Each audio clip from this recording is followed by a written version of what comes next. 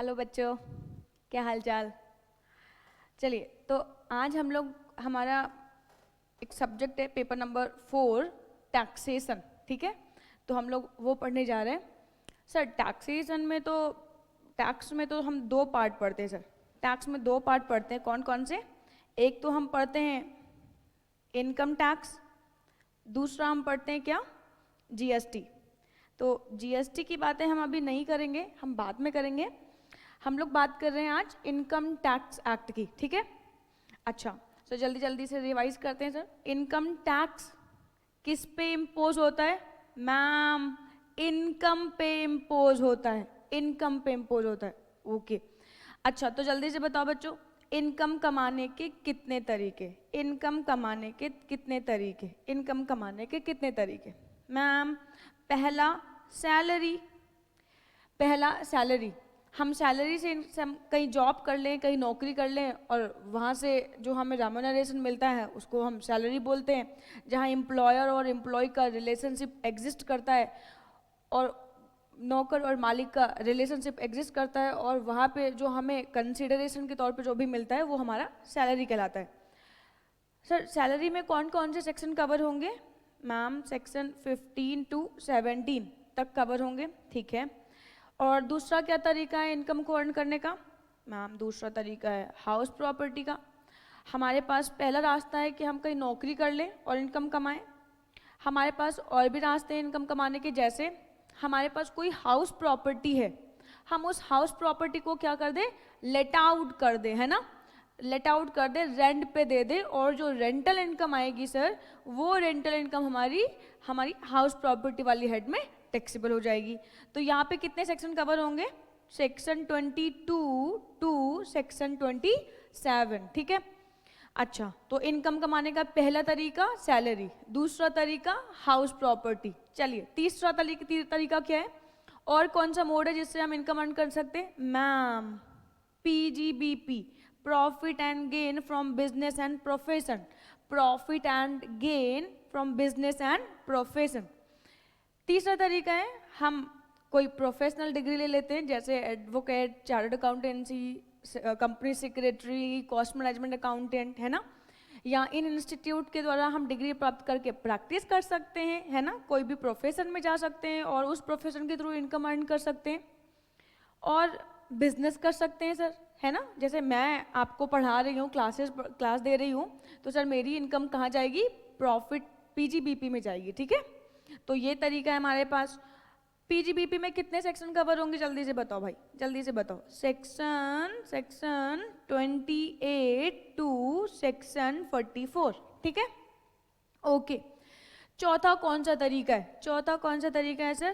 Capital gain, capital gain. Okay ma'am, capital gain चौथा तरीका हमारे पास है इनकम को कमाने का, कैपिटल गेन। सर कौन कौन से सेक्शन कवर होंगे?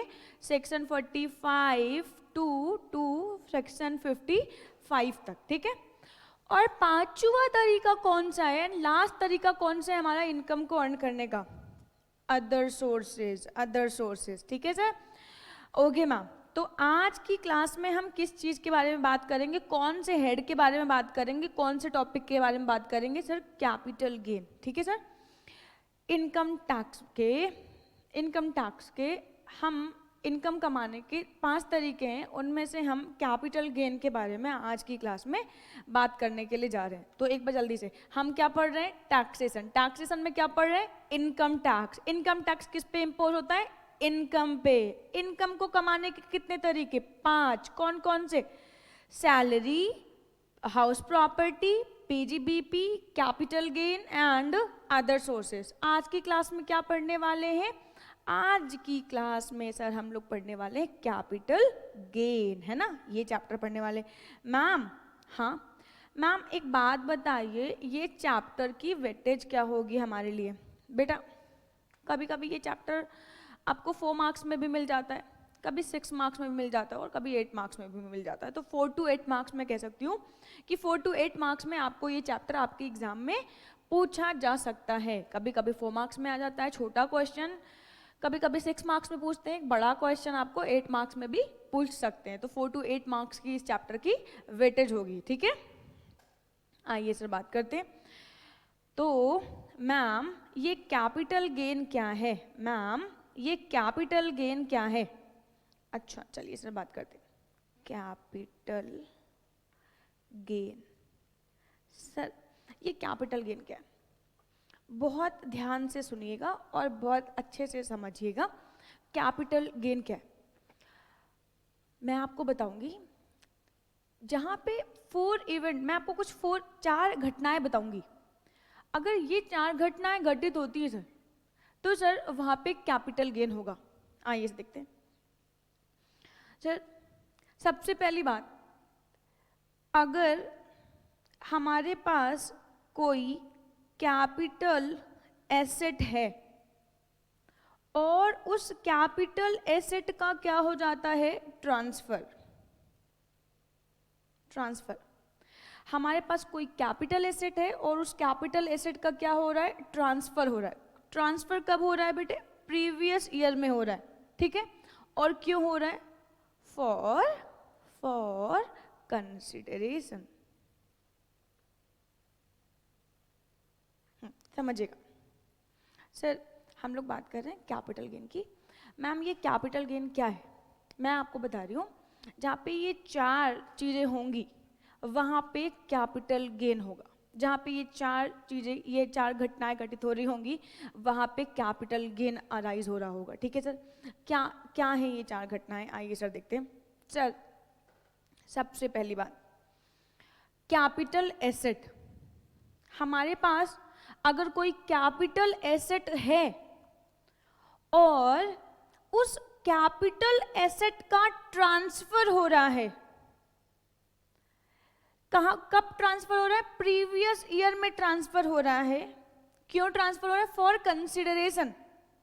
मतलब मैंने किसी कैपिटल एसेट को किसी दूसरे पर्सन को ट्रांसफर कर दिया और ट्रांसफर करने से मुझे कुछ पैसे मिल गए, मुझे कुछ मेरी कमाई हो गई सर, तो वहां पे कैपिटल गेन अराइज हो जाएगा। ध्यान दीजिएगा फिर से, कैपिटल गेन क्या है और कैपिटल गेन कैसे अराइज होता है?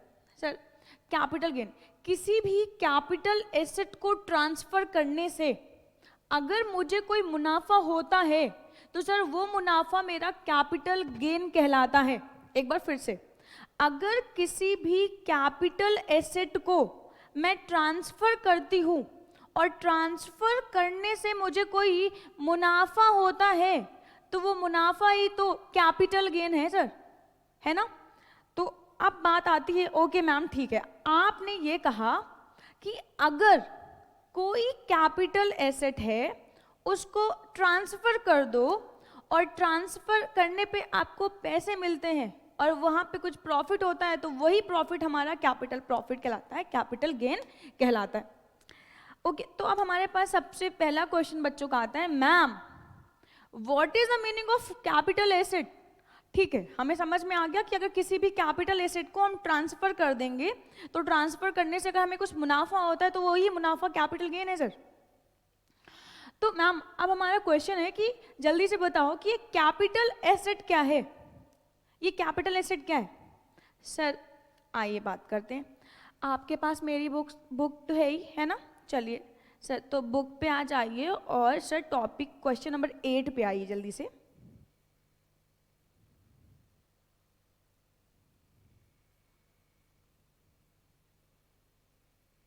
सबसे पहला क्वेश्चन बच्चों का आया मेरे पास कि ma'am what is the meaning of capital asset? What is the meaning of capital asset? Capital asset क्या है सर? आइए सर ध्यान देते हैं, कैपिटल एसेट क्या देखते हैं।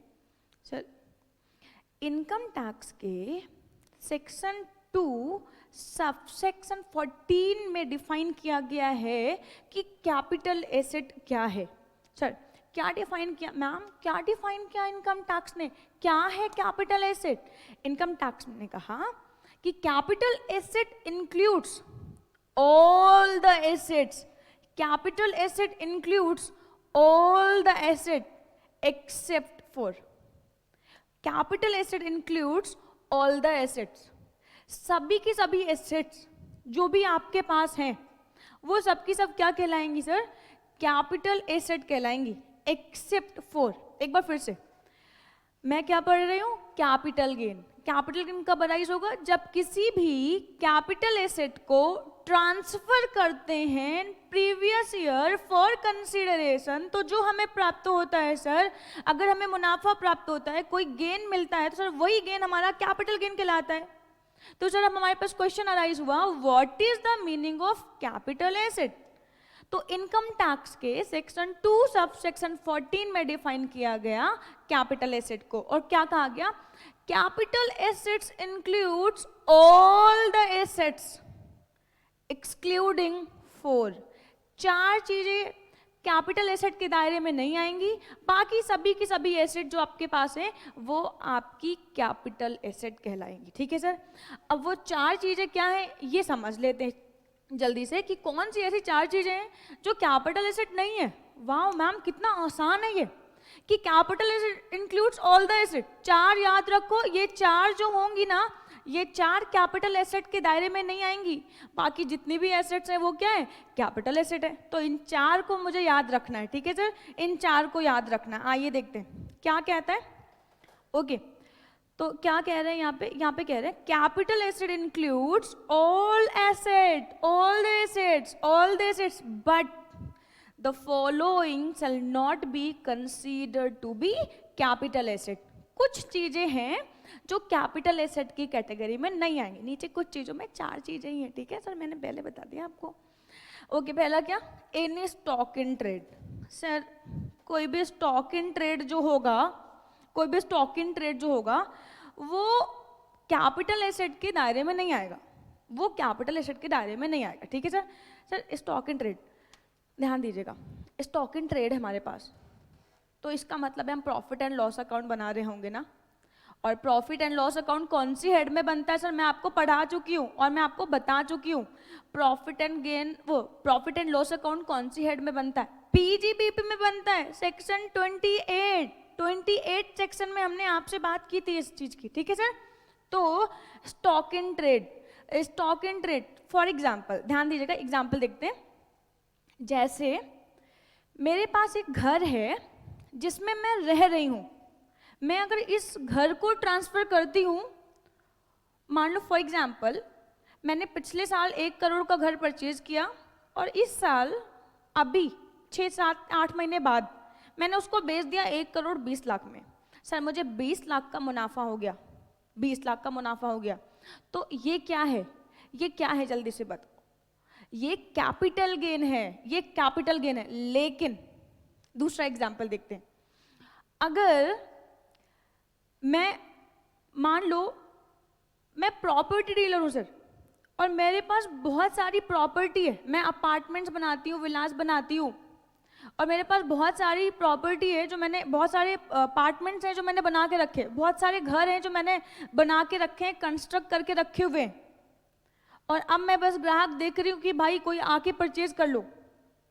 तो अब ध्यान दीजिएगा, ये जो मैं इसी का बिजनेस कर रही हूँ ना, मैं प्रॉपर्टी का बिजनेस कर रही हूँ, तो सर ये जो मेरे पास जो प्रॉपर्टी जिसका मैं बिजनेस कर रही हूँ, ये मेरे पीएल में जाएगी। ठीक है, और इससे मुझे प्रॉफिट होगा तो ऑफकोर्स वो भी मेरे पीएल में जाएगा, बट सर वो मेरा मुनाफा खाली कहलाएगा, वो मेरा कैपिटल मुनाफा, मेरा कैपिटल गेन नहीं कहलाएगा। आई बात समझ में? तो दो बातें, मैं जिस घर में रहती हूँ मैंने उसको बेचा और मुझे प्रॉफिट हुआ तो वो कैपिटल गेन, लेकिन अगर कोई घर या कोई प्रॉपर्टी जिसको मैंने एज अ इन्वेंट्री अपने पास रखा है तो वो कैपिटल गेन नहीं कहलाएगा, ध्यान रखिएगा। देखिए sir, any stock in trade consumable store or raw materials held by an SSC for the purpose of his business or profession shall not be considered to be capital asset, क्योंकि ये जो stock in trade है sir, ये section 28 में हम इसकी बात करते हैं ना, इसलिए हम सेक्शन 45 में इसकी बात नहीं करेंगे। ठीक है, तो एक बार फिर से sir, capital asset includes all the assets except 4। कौन सी? पहली कौन सी? Stock in trade. पहला कौन सा? Stock in trade. Stock in trade को हम यहाँ क्यों नहीं करते हैं? क्योंकि सेक्शन 28 में उसका ट्रीटमेंट करते हैं, इसलिए यहाँ पे नहीं करते हैं। ओके मैम, आगे बढ़िए। सर दूसरा एक्सेप्शन क्या है? Personal movable effect, personal movable effect, personal movable effect. Sir personal movable effect, ma'am ये क्या है? सर हम अपने रोज़मर्रा की ज़िंदगी में, हम अपने रोज़मर्रा की ज़िंदगी में जिन चीज़ों को यूज़ करते हैं वो कैपिटल एसेट नहीं होती हैं। जैसे टीवी, फ्रिज, सोफ़ा, है ना, कोई भी इलेक्ट्रॉनिक इक्विपमेंट्स, ये सारी चीज़ें बेटे ये हमारी पर्सनल मूवेबल इफेक्ट एसेट्स होते हैं, और जब हम इनको बेचते हैं तो इन पे कैपिटल गेन अराइज नहीं होता है। तो capital asset includes all the assets except stock in trade. दूसरा क्या?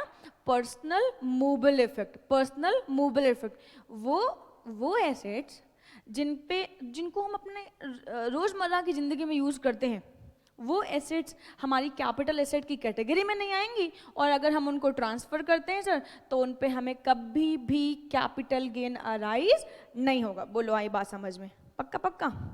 मैम एक बार पढ़ा दो। अच्छा ठीक है, जाओ। That is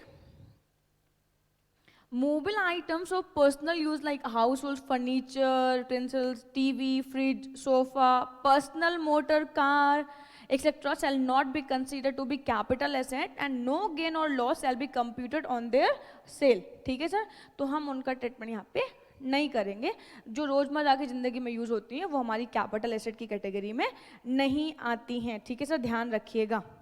For example, Mr. X purchased one motor car for his personal use and subsequently it was sold by him.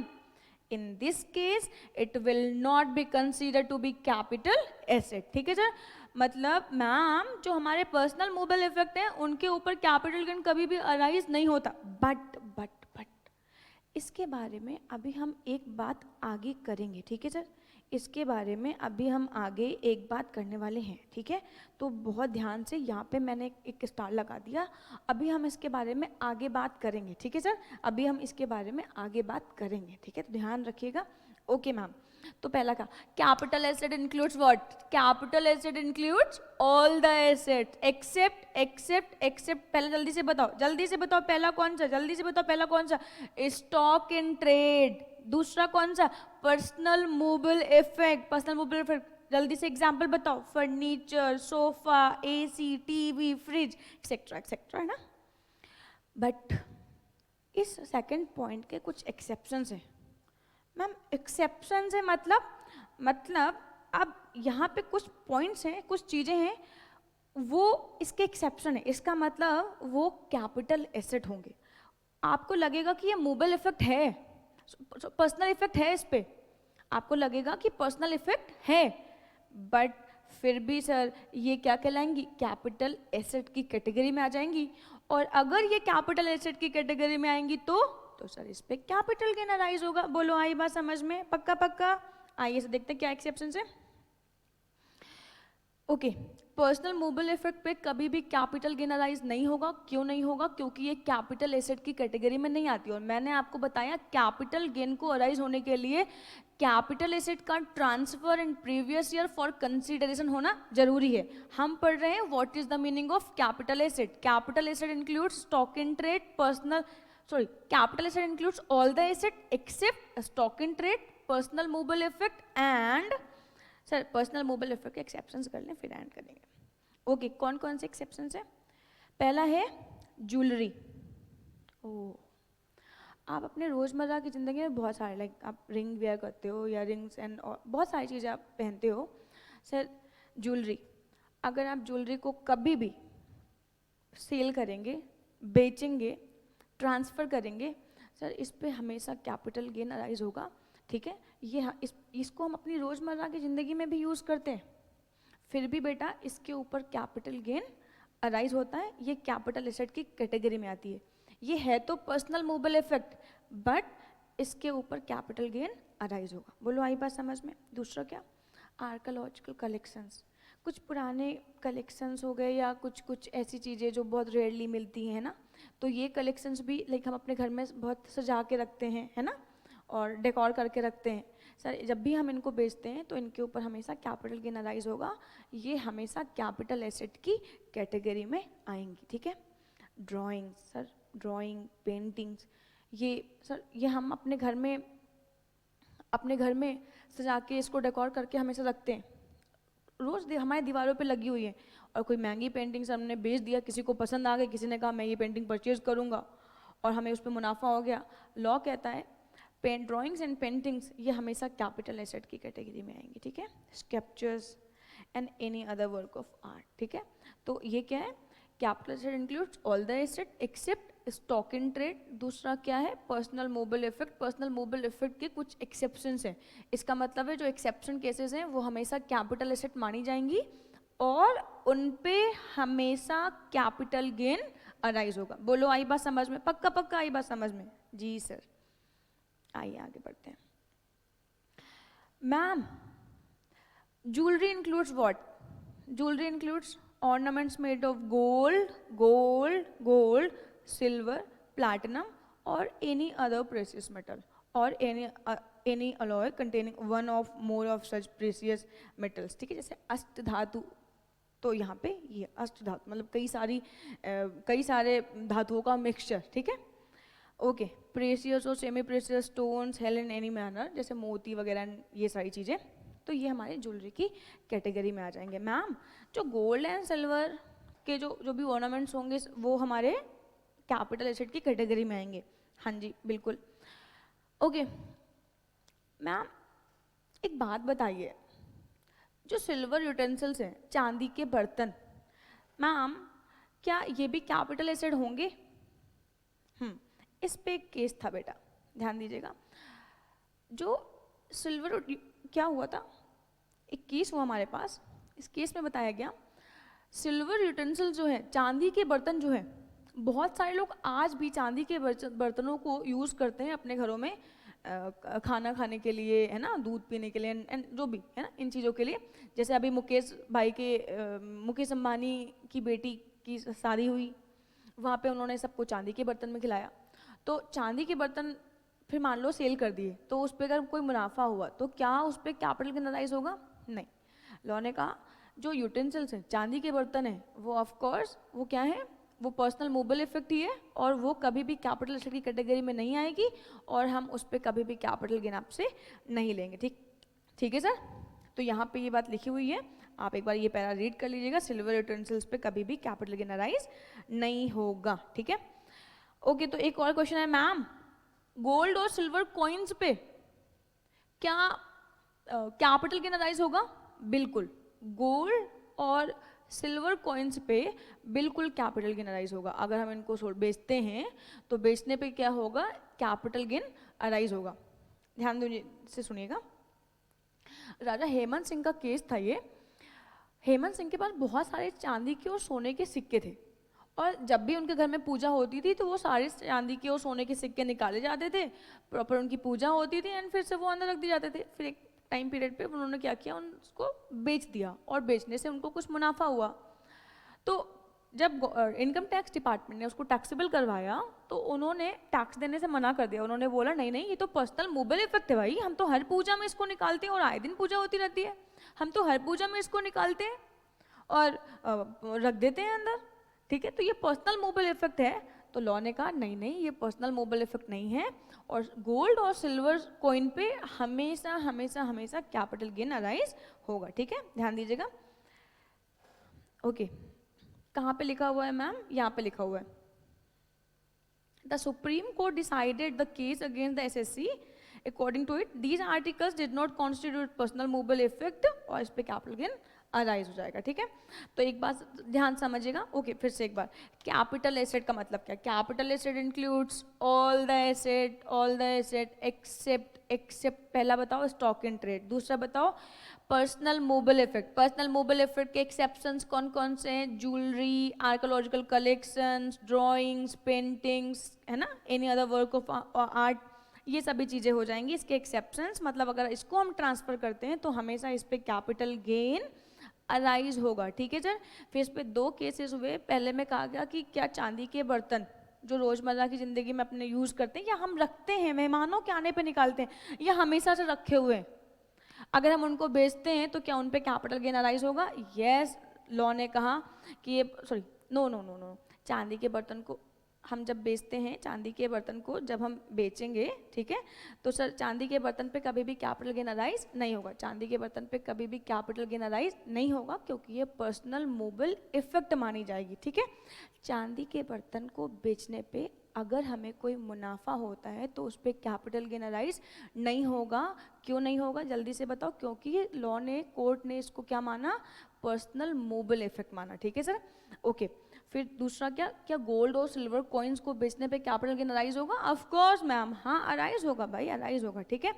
Okay, मैंने आपको ऊपर एक स्टार लगवाया था, है ना, एक हैशटैग का निशान बनाया था सर। आइए सर उसके बारे में बात करते, देखिएगा यहाँ पे, if any person has movable items in his business और प्रोफेशन, ध्यान रखिएगा, अगर कोई भी पर्सन है वो कोई भी मूवेबल आइटम यूज कर रहा है कहाँ पे, अपने बिजनेस और प्रोफेशन में, और बाद में वो इन आइटम्स को क्या कर देता है, बेचता है, सर कैपिटल गेन अराइज होगा। ध्यान रखिएगा, कैपिटल गेन अराइज होगा। फिर से समझिए, वापस उस पॉइंट को फिर से पढ़ते हैं, ध्यान दीजिएगा। क्या कहा, पर्सनल मोबाइल इफेक्ट, जो हम अपने घर में रोजमर्रा की जिंदगी में यूज करते हैं, जो भी एसेट यूज करते हैं, एसी, टीवी, फ्रिज, फर्नीचर, है ना, इनको जब भी हम बेचेंगे, बेचने पे मुनाफा होगा सर वो, लेकिन इस चैप्टर में नहीं आएगा, इस चैप्टर में वो नहीं आएगा, कभी भी कैपिटल गेन अराइज नहीं होगा। लेकिन यहाँ पे ये वाली लाइन को अंडरलाइन करिएगा, if any person has a movable items in his business और प्रोफेशन, अगर किसी पर्सन के पास कोई भी मूवेबल आइटम है और वो उसके बिजनेस और प्रोफेशन में यूज हो रहा है, and these items shall be considered to be capital asset, अगर हम इसको बाद में ट्रांसफर करते हैं, सेल करते हैं और उससे हमें मुनाफा मिलता है, सर वो मुनाफा कहाँ जाएगा, कैपिटल गेन वाली हेड में आ जाएगा, ठीक है। मैम एक एग्जांपल करवा दो तो मजा आ जाएगी। अच्छा आ जाओ, एग्जांपल करवा देती हूँ। Mister X has one motor car in the use of his business and subsequently this motor car was sold by him, मतलब इनके बिजनेस में एक मोटर कार थी, एक कार थी इनके पास जो अपने बिजनेस के लिए ये यूज करते थे। फॉर एग्जाम्पल, मान लो एक ऑर्गेनाइजेशन है जहाँ पे बहुत सारे उन्होंने कार परचेज करके रखे हुए एम्प्लॉय को लाने और ले जाने के लिए, और फिर एम्प्लॉय ने क्या किया, बाद में उसके पास 10 कार थी, 2 कार उन्होंने बेच दी, तो जो 2 कार बेची है वो 2 कार पे क्या अराइज होगा, कैपिटल गेन अराइज होगा, क्योंकि उन 2 कारों को क्या मानेंगे, कैपिटल एसेट मानेंगे। बोलो आई बात समझ में? Yes ma'am. एक चीज और, मोबाइल, पर्सनल मोबाइल इफेक्ट पे कभी भी कैपिटल गेन अराइज नहीं होगा। मैंने आपको बताया था पर्सनल मोबाइल इफेक्ट पे कभी भी कैपिटल गेन अराइज नहीं होगा। लेकिन कौन से पर्सनल मोबाइल इफेक्ट, जो हम अपने घर में यूज करते हैं, ठीक है, AC, TV, fridge, sofa, car and all, इन पे कैपिटल गेन अराइज नहीं होगा। लेकिन अगर हम इनको यूज करते हैं बिजनेस में तो ये कैपिटल एसेट मानी जाएंगी और इनके ऊपर क्या होगा, कैपिटल एसेट, कैपिटल गेन अराइज होगा। अब इमोबाइल के लिए बात करते हैं। अभी तक हमने किसके लिए बात की, मोबाइल के लिए बात की। अब हम बात करते हैं इमोबाइल के लिए। सर इमोबाइल को अगर कोई भी एसेट है, कोई भी इमोबाइल एसेट है और वो कैपिटल एसेट की कैटेगरी में आ रही है और हम कभी भी उसको ट्रांसफर करते हैं, हमेशा उसको कैपिटल एसेट माना जाएगा। और हम कभी भी उसको ट्रांसफर करते हैं तो उसके ट्रांसफर पे हमेशा मुझे कैपिटल गेन अराइज होगा। देखना जरा, एग्रीकल्चर, ध्यान दीजिएगा, if personal effect are immobile then they will be consider to be capital asset, हमेशा कैपिटल एसेट मानी जाएंगी। और अगर हमेशा कैपिटल एसेट मानी जा रही है तो ऑफकोर्स उसके ऊपर हमेशा कैपिटल गेन अराइज होगा। अच्छा एक चीज़ और समझिएगा ध्यान से, यहाँ पे ना कुछ एग्जाम्पशन दी गवर्नमेंट डिपार्टमेंट टैक्स ने, इनकम टैक्स डिपार्टमेंट ने कुछ एग्जाम्पशन दी। क्या दिया exemption, agricultural land. Sir agricultural land 2 तरीके की होती है, एक तो रूरल एरिया में हो सकती है एग्रीकल्चरल लैंड और एक अर्बन एरिया में हो सकती है। अगर कोई भी एग्रीकल्चरल लैंड जो कि रूरल एरिया में है, अगर हम उस एग्रीकल्चरल लैंड को ट्रांसफर करते हैं तो उसको कभी भी कैपिटल एसेट की कैटेगरी में नहीं रखा जाएगा और उस पर कभी भी कैपिटल गेन अराइज नहीं होगा। चलो एक बार जल्दी से रिवाइज करते हैं ना, क्या कहा हमने, हम पढ़ रहे हैं कैपिटल गेन, ठीक है। कैपिटल गेन किस पे अराइज होता है, कहाँ अराइज होता है, कैसे अराइज होता है। मैंने कहा जहाँ पे 4 चीज़ें होंगी वहाँ पे कैपिटल गेन आ जाएगा। क्या 4 चीज़ें?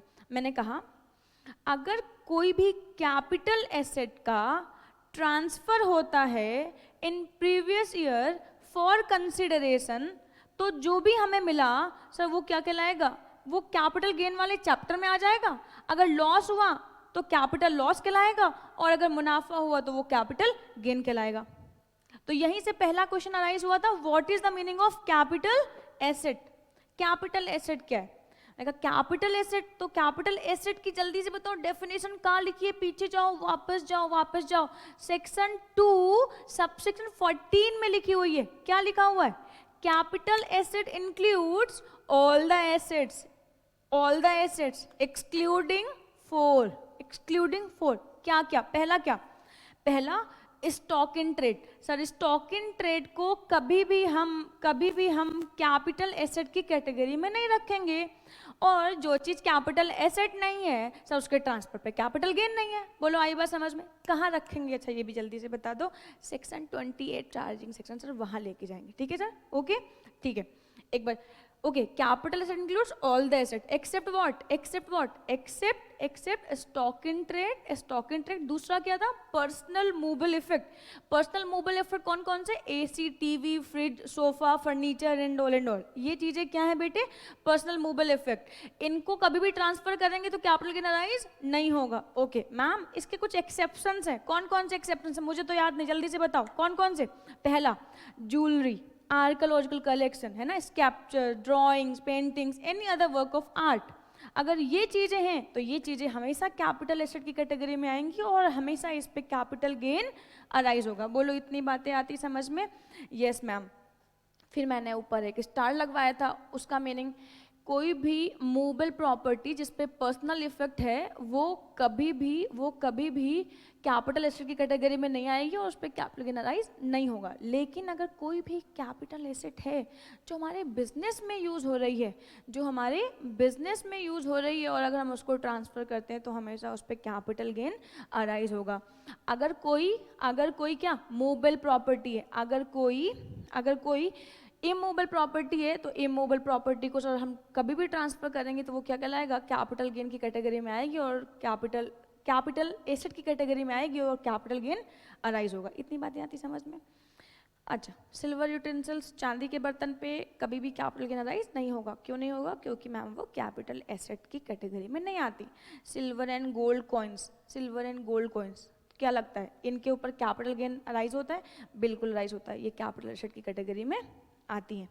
फिर थर्ड क्या था sir? Agriculture land. Agriculture land पे 2 तरीके की लैंड होंगी, एक रूरल एरिया की लैंड है और एक अर्बन एरिया। एक रूरल एरिया की लैंड और एक अर्बन एरिया की। सर रूरल एरिया की लैंड को कभी भी कैपिटल एसेट की कैटेगरी में नहीं रखेंगे और उस पर कभी भी कैपिटल गेन अराइज नहीं होगा। आइए पढ़ते हैं तीसरा point. Agriculture land in India in rural area shall not be consider to be capital asset. Okay ma'am, पहला स्टॉक इन ट्रेड, दूसरा पर्सनल मूवेबल इफेक्ट, तीसरा एग्रीकल्चरल लैंड। कौन सी agricultural land?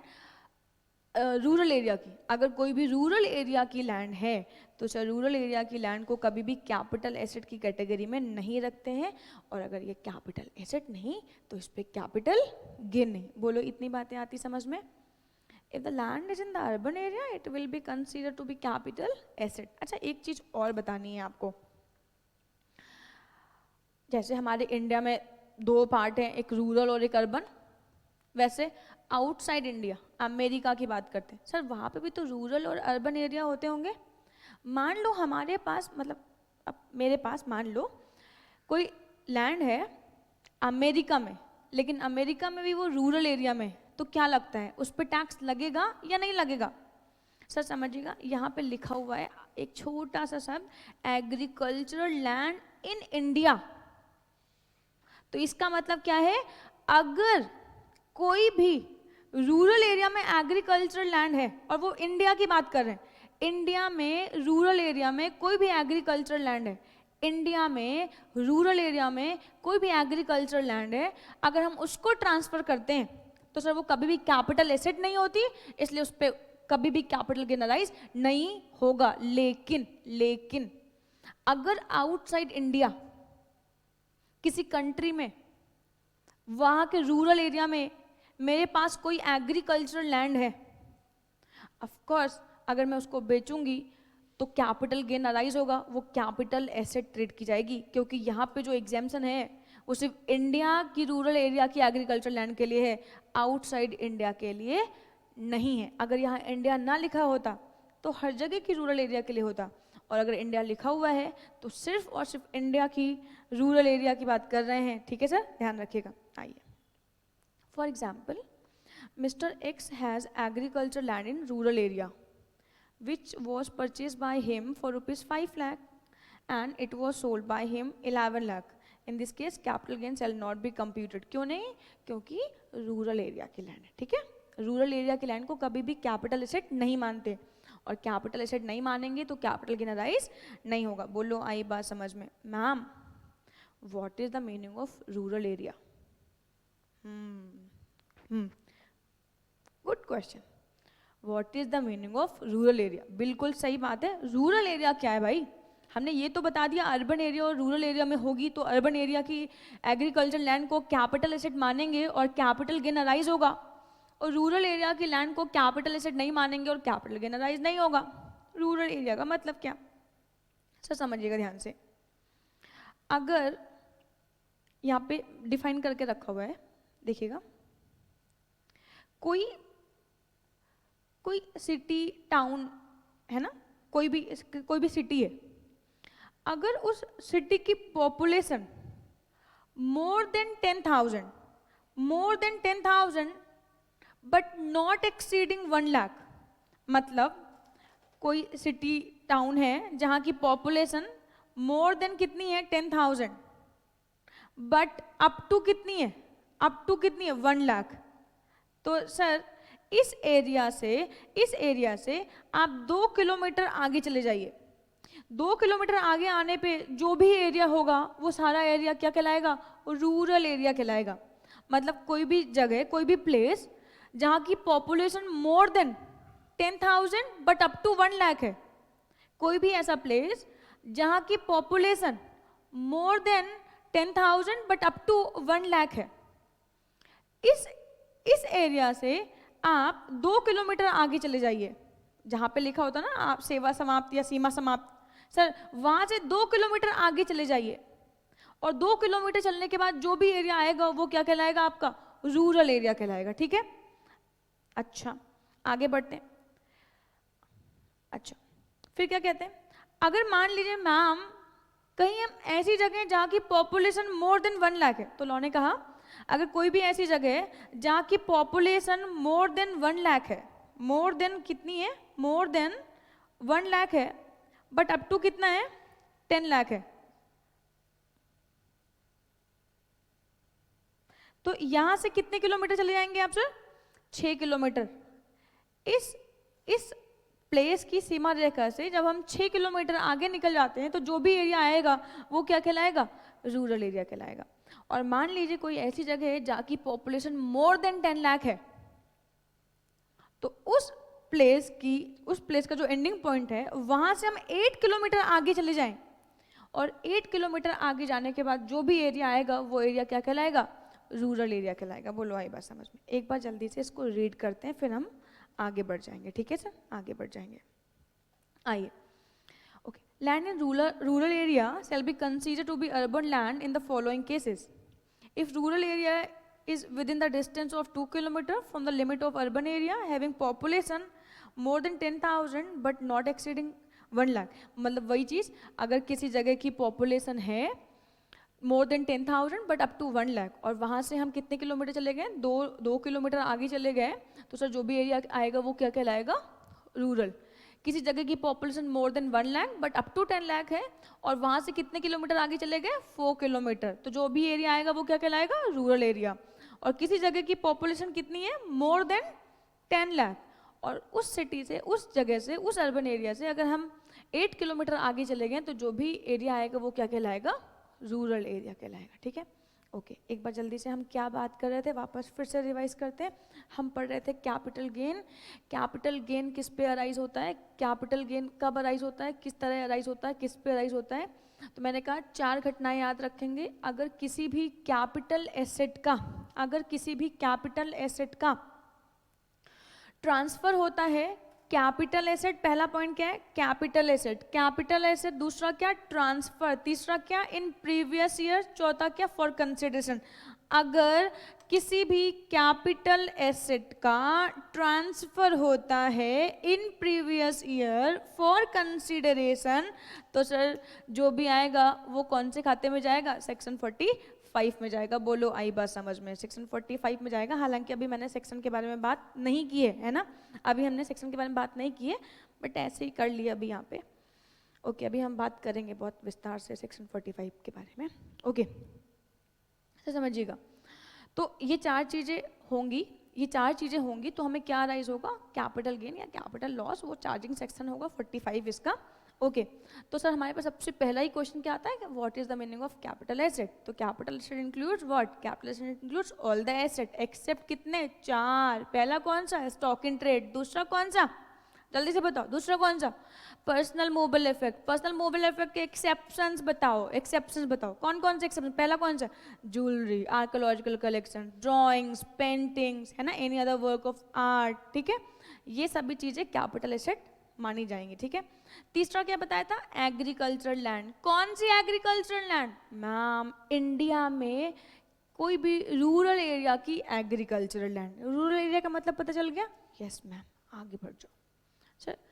Gold deposits bond, gold deposit bond, अगर कोई भी government of India ने हमें कोई भी गोल्ड डिपॉजिट बॉन्ड इशू किए हैं, तो इन गोल्ड डिपॉजिट बॉन्ड को जब भी हम बेचते हैं तो बेचने पे कभी भी हमें कैपिटल गेन राइज नहीं होगा, क्योंकि हम इनको कभी भी कैपिटल एसेट की कैटेगरी में नहीं रखते, लॉ ने इनको एग्जम्प्ट किया हुआ है। और मजे की बात तो सर और भी है, गवर्नमेंट ऑफ इंडिया ने कोई भी गोल्ड डिपॉजिट बॉन्ड इशू किए, आपने उन गोल्ड डिपॉजिट बॉन्ड्स को परचेज कर लिया और आपको उस पर इंटरेस्ट भी मिलेगा।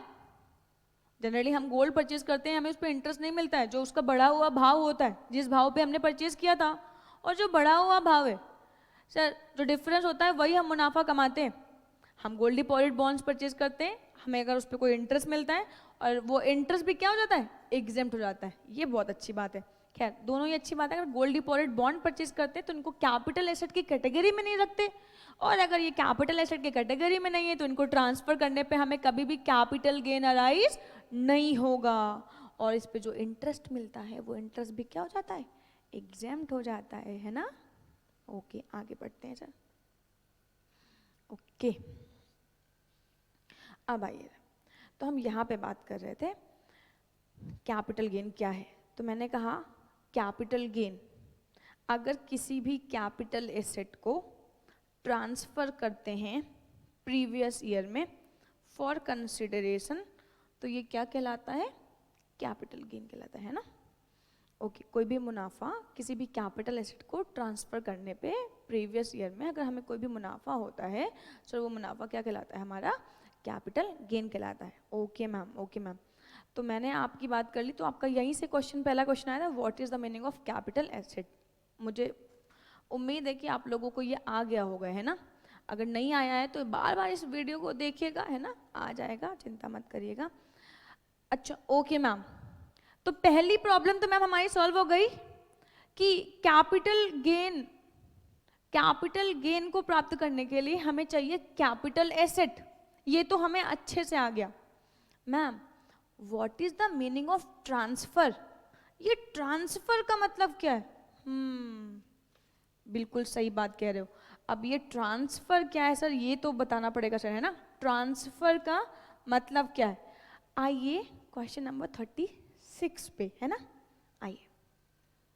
ट्रांसफर मीन्स व्हाट, कभी कभी ये आपको डेफिनेशन भी पूछ सकते हैं, तो डेफिनेशन भी आपको याद रखना है ना, गड़बड़ करके नहीं आना है बिल्कुल भी, और मेरे साथ आपको अंडरलाइन करते चलना है ना, कि हमने क्या क्या पढ़ लिया और क्या क्या इम्पोर्टेंट है, ये सारी चीज़ें, ठीक है। हम मूव कर रहे हैं क्वेश्चन नंबर 36 पे, चलिए सर आइए।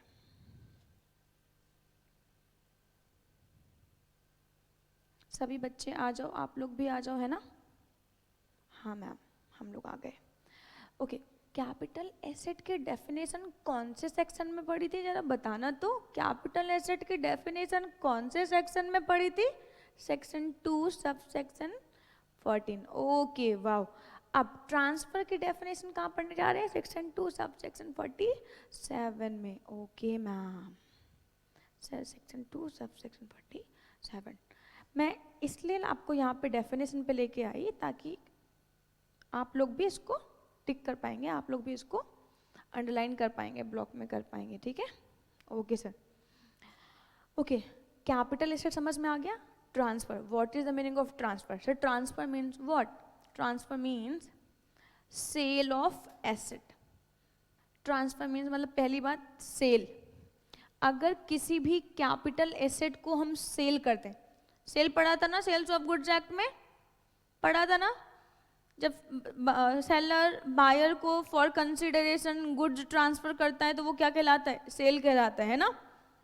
ओके, तो सेल, अगर हमने सेल की मतलब एक पर्सन ने दूसरे पर्सन को कोई गुड्स, कोई प्रॉपर्टी ट्रांसफर की और उसके बदले में उसको क्या मिला? पैसा मिला, कंसिडरेशन, मुनाफा मिला, है ना सर? अब मुनाफा सर वो कैश और काइन किसी भी फॉर्म में, ठीक है सर? उसके बारे में अभी हम कंसिडरेशन पे बात करेंगे।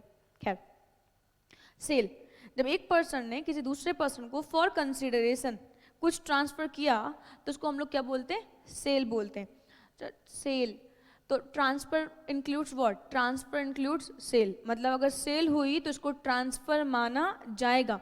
मेरे पास एक घर है, मैंने उस घर को मिस्टर एक्स को बेच दिया और मिस्टर एक्स से मुझे कुछ पैसे मिल गए, ठीक है? तो अब वो जो पैसे हैं मैं उससे अपने सारे एक्सपेंडिचर्स को लेस करने के बाद जो भी मुझे आएगा वो मेरा क्या कहलाएगा? मुनाफा कहलाएगा और कैपिटल गेन कहलाएगा। इसका मतलब सेल, अगर मैंने सेल की तो सर वो ट्रांसफर की कैटेगरी में आ जाएगा। ओके मैम, तो ट्रांसफर इंक्लूड्स पहला पॉइंट क्या? सेल। अगर मैं किसी भी एसेट को बेचती हूँ तो बेचना क्या कहलाएगा? ट्रांसफर कहलाएगा। दूसरा देखते हैं, compulsory acquisition of land and building. बाप रे बाप, सर समझिएगा ध्यान से। कैपिटल गेन जब भी हमें अराइज होगा तो उस पर गवर्नमेंट ऑफ इंडिया टैक्स लेगी, ठीक है? अब मैंने कहा कि ट्रांसफर मीन्स व्हाट, तो पहला का ट्रांसफर मीन्स सेल, दूसरा कह रहे हैं कंपल्सरी एक्विजिशन ऑफ लैंड और बिल्डिंग। अगर किसी भी लैंड और बिल्डिंग को हम ट्रांसफर करते हैं, कंपल्सरी कोई एक्वायर कर लेता है गवर्नमेंट और उसकी कोई सिमिलर एजेंसी, और उसके बदले में जो मुझे मिलता है सर वो कंसिडरेशन कहलाएगा। कुल मिला के अगर कंपल्सरी एक्वायर कर लिया गवर्नमेंट ने, उनकी सिमिलर एजेंसी ने, तो लॉ कहता है इसको भी मानो ट्रांसफर और हम लगाएंगे इस पे कैपिटल गेन। मैम ये तो बहुत नाइंसाफी है ना? बिल्कुल। फॉर एग्जाम्पल बेटा, जैसे हमारे वहाँ अभी लखनऊ में मेट्रो बनी है ना, अभी तो बहुत सारी जगहों पे भी काम हो ही रहा है। सर हजरतगंज की बात करते हैं, हमारे वहाँ हजरतगंज में सर मेट्रो स्टेशन बनाया गया, तो ऑलरेडी वहाँ पे बहुत सारे लोग थे जिनकी दुकानें थी, शॉप्स थी, वहाँ पे जगह ही नहीं थी। तो गवर्नमेंट ऑफ इंडिया ने क्या कहा, जिस जगह पे उनको मेट्रो स्टेशन बनाना था वहाँ पे जो लोगों की शॉप थी उनके पास वो गए और बोले कि भाई साहब हम यहाँ पे मेट्रो स्टेशन बनाएंगे, एक काम करो आप अपनी ये जो प्रॉपर्टी है इसको हमें ट्रांसफर कर दो और हमसे चाहो तो मन चाहे पैसे ले लो। वो आदमी ने कहा ना ना, हम ना देंगे, ये हम ना देंगे। मेरे दादा परदादा पापा सबने यही काम किया है, हम ना देंगे ये। सर गवर्नमेंट ऑफ इंडिया ने कहा अगर सीधी उंगली से घी नहीं निकलता तो उंगली टेढ़ी कर लो, और उन्होंने जबरदस्ती क्या कर लिया, उस दुकानदार की जमीन को एक्वायर कर लिया और उसको मुआवजा दे दिया, कॉम्पनसेशन दे दिया। मैम इस केस में मैम उसके साथ तो बुरा हो गया, क्या इस केस में भी कैपिटल गेन अराइज होगा? क्या ट्रांसफर की डेफिनेशन में लिखा हुआ है compulsory acquisition? Yes ma'am, transfer के डेफिनेशन में तो लिखा हुआ है कंपलसरी एक्विजिशन, तो ये ऑफ कोर्स बिल्कुल, मानो कि ये ट्रांसफर हुआ है भाई, जो शॉप्स है, जो जो कॉम्प्लेक्स है, ऑफ कोर्स वो कैपिटल एसेट की कैटेगरी में आ रही है। अभी मैंने कैपिटल एसेट की डेफिनेशन आपको पढ़ाई, और अगर कैपिटल एसेट का ट्रांसफर हुआ है प्रीवियस ईयर में फॉर कंसिडरेशन, तो सर कैपिटल एसेट तो है पहली कंडीशन फुलफिल, दूसरी कंडीशन फुलफिल ट्रांसफर, क्योंकि ट्रांसफर इंक्लूड कंपलसरी एक्विजिशन, और तीसरी सिचुएशन प्रीवियस ईयर, और चौथा कंसिडरेशन तो गवर्नमेंट ऑफ इंडिया ने पैसे दिए। सर इस केस में कैपिटल गेन अराइज हो जाएगा। इमोशनल नहीं होने का, लॉ इमोशनल नहीं होता है ना, जो सही है जो उचित है वो करेंगे। तो transfer includes what, transfer include sale, दूसरा क्या, transfer include compulsory acquisition of land और बिल्डिंग। ठीक है, किसी भी लैंड और बिल्डिंग को अगर गवर्नमेंट ऑफ इंडिया ने कंपलसरी एक्वायर कर लिया तो लॉ कहता है कि मानो कि ये ट्रांसफर है। बोलो आई बात समझ में? ठीक है मैम, चलो आगे बढ़ते हैं। फिर क्या, conversion of capital asset into stock in trade. अगर किसी भी कैपिटल एसेट को हम स्टॉक इन ट्रेड में कन्वर्ट कर दें तो बेटा ये कन्वर्जन भी क्या कहलाएगा, क्या कहलाएगा सर, ट्रांसफर कहलाएगा। और लॉ कहता है हम इस पे क्या करेंगे, कैपिटल गेन ले लेंगे। मैम फॉर एग्जाम्पल बेटे मेरी दादी माँ मुझे कुछ 9 लखे हार दे के गई थी, तो मैंने क्या कहा, मैंने कहा ये फालतू में तो 9 लखे हार रखे हुए मेरे पास, चलो एक काम करते हैं ज्वेलरी शॉप खोल लेते हैं। बेटा मेरे पास 9 लखे हार रखे थे, मेरे पास कुछ कैपिटल ऐसा ज्वेलरी रखी थी, और मेरे दिमाग में बेटा आइडिया आया कि क्यों ना ज्वेलरी शॉप खोल लें और ज्वेलरी का बिजनेस करें और इसको एज ए इन्वेंट्री अपने बिजनेस में इंट्रोड्यूस करवा दें। तो मैंने क्या किया, मैंने उन 9 लखे हार को, उन कैपिटल एसेट को, उस ज्वेलरी को स्टॉक इन ट्रेड में कन्वर्ट कर लिया। कैपिटल एसेट को स्टॉक इन ट्रेड में कन्वर्ट कर लिया। लॉ कहता है जब जब किसी भी कैपिटल एसेट को स्टॉक इन ट्रेड में कन्वर्ट करोगे हम कैपिटल गेन ले लेंगे, मानेंगे कि ये ट्रांसफर है। ओ इसका मतलब ma'am conversion of capital asset into stock in trade, ma'am ये क्या कहलाएगा, ये ट्रांसफर कहलाएगा। बिल्कुल बेटे, मेरे पास बेटा एक 5 मंजिला घर था, 5 मंजिला घर था, मैं अकेले इस घर में रहने वाली। मैंने क्या कहा, मैंने कहा कि 5 मंजिला घर है, कैपिटल एसेट है, मैंने कहा एक काम करते हैं, चलो प्रॉपर्टी का बिजनेस करते हैं। अब प्रॉपर्टी को बेचेंगे और सेल करेंगे और परचेज करेंगे। ठीक है, प्रॉपर्टी का बिजनेस करते हैं। मैंने प्रॉपर्टी का बिजनेस खोल लिया, और ये जितने भी मेरे पास ये जो भी 5 मंजिला जो घर था, 5 माले का घर था, इस 5 माले के घर को मैंने एज अ इन्वेंट्री अपने पीएल में इंट्रोड्यूस करवा दिया। मतलब मैंने अपनी कैपिटल एसेट को स्टॉक इन ट्रेड में कन्वर्ट कर दिया। लॉ कहता है एसएससी, अगर आप किसी भी कैपिटल एसेट को अगर स्टॉक इन ट्रेड में कन्वर्ट करते हो तो सर वो क्या कहलाएगा, वो ट्रांसफर कहलाएगा। और कैपिटल एसेट का transfer for consideration in previous year capital gain को अट्रैक्ट करेगा। ठीक है, तो फिर transfer includes what, transfer includes sale, transfer includes compulsory acquisition of land और building, transfer includes conversion of capital asset into stock in trade। तो transfer include capital asset into stock in trade। next क्या, the relinquishment of the asset, relinquishment of the asset। Ma'am what is the meaning of relinquishment, इसका मतलब क्या होता है बेटा? relinquishment का मतलब होता है आपके पास कुछ राइट्स हैं, उन राइट्स को सरेंडर कर देना, relinquishment। ठीक है, किसी चीज के राइट हैं उस राइट को सरेंडर कर देना, छोड़ देना है ना, रिलिंक्विशमेंट। यहाँ पे कहा गया रिलिंक्विशमेंट ऑफ द एसेट। एक एग्जाम्पल से इसको समझेंगे, है ना, एग्जाम्पल से समझेंगे तो और अच्छे से समझ में आ जाएगा। चलो देखते हैं।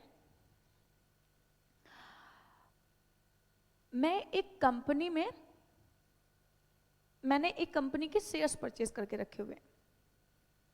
मान लो रिलायंस कंपनी के शेयर्स परचेज करके रखे मैंने, ठीक है मैम।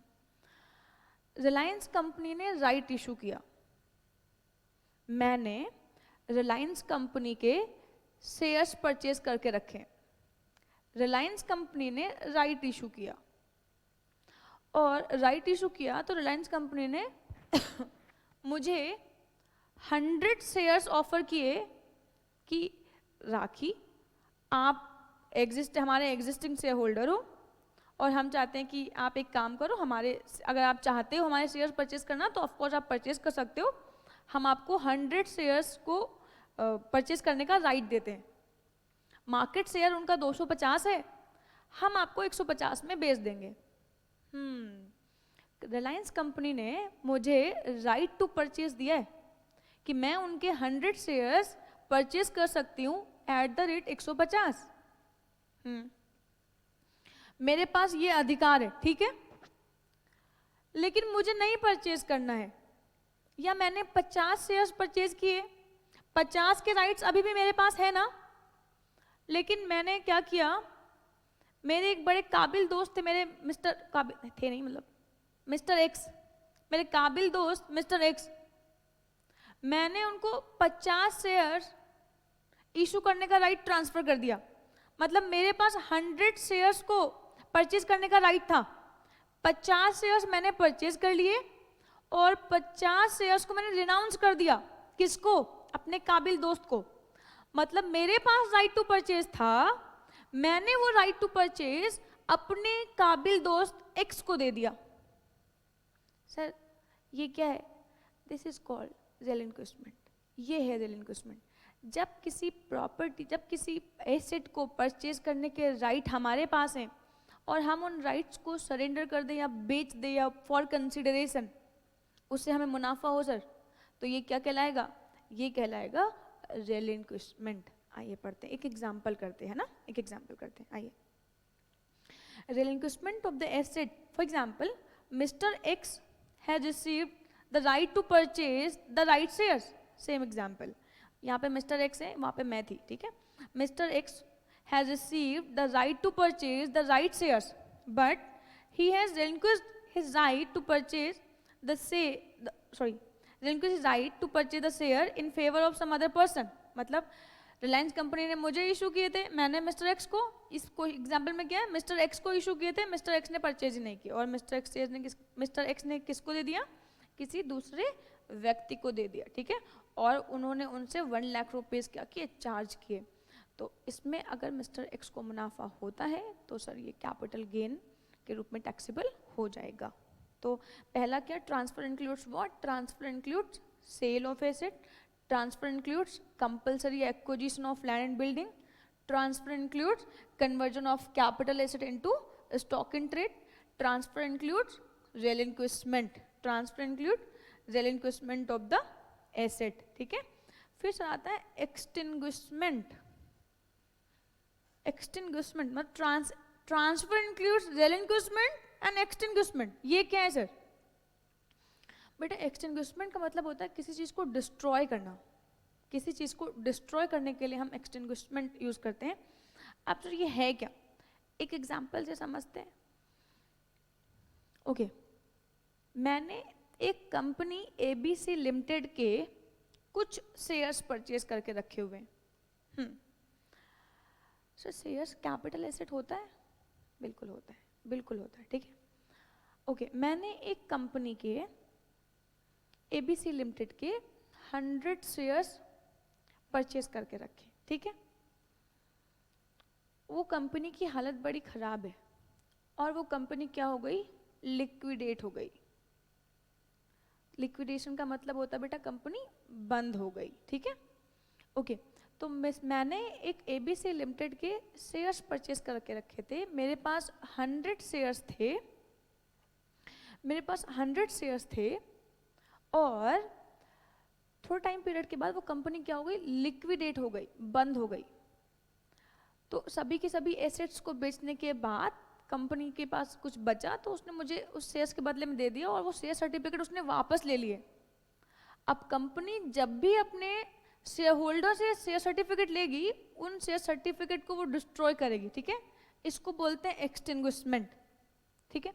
तो लिक्विडेशन के टाइम पे जब शेयर होल्डर अपने शेयर्स को सरेंडर करता है किसको, कंपनी को, तो सर इसको हम लोग बोलते हैं क्या, एक्सटिंग्विशमेंट। आइए देखते हैं क्या है extinguishment. The extinguishment of any rights या एसेट्स, है ना, राइट्स या एसेट्स, जैसे किसी के पास कुछ अधिकार है वो डिस्ट्रॉय हो गए, किसी के पास कोई एसेट है वो डिस्ट्रॉय हो गई। For example mister x was holding shares in ABC limited. कोई मिस्टर एक्स हैं जिन्होंने एबीसी लिमिटेड में कुछ शेयर्स को होल्ड करके रखा हुआ है उन्होंने। The company has gone into liquidation, company क्या हो गई, लिक्विडेट हो गई।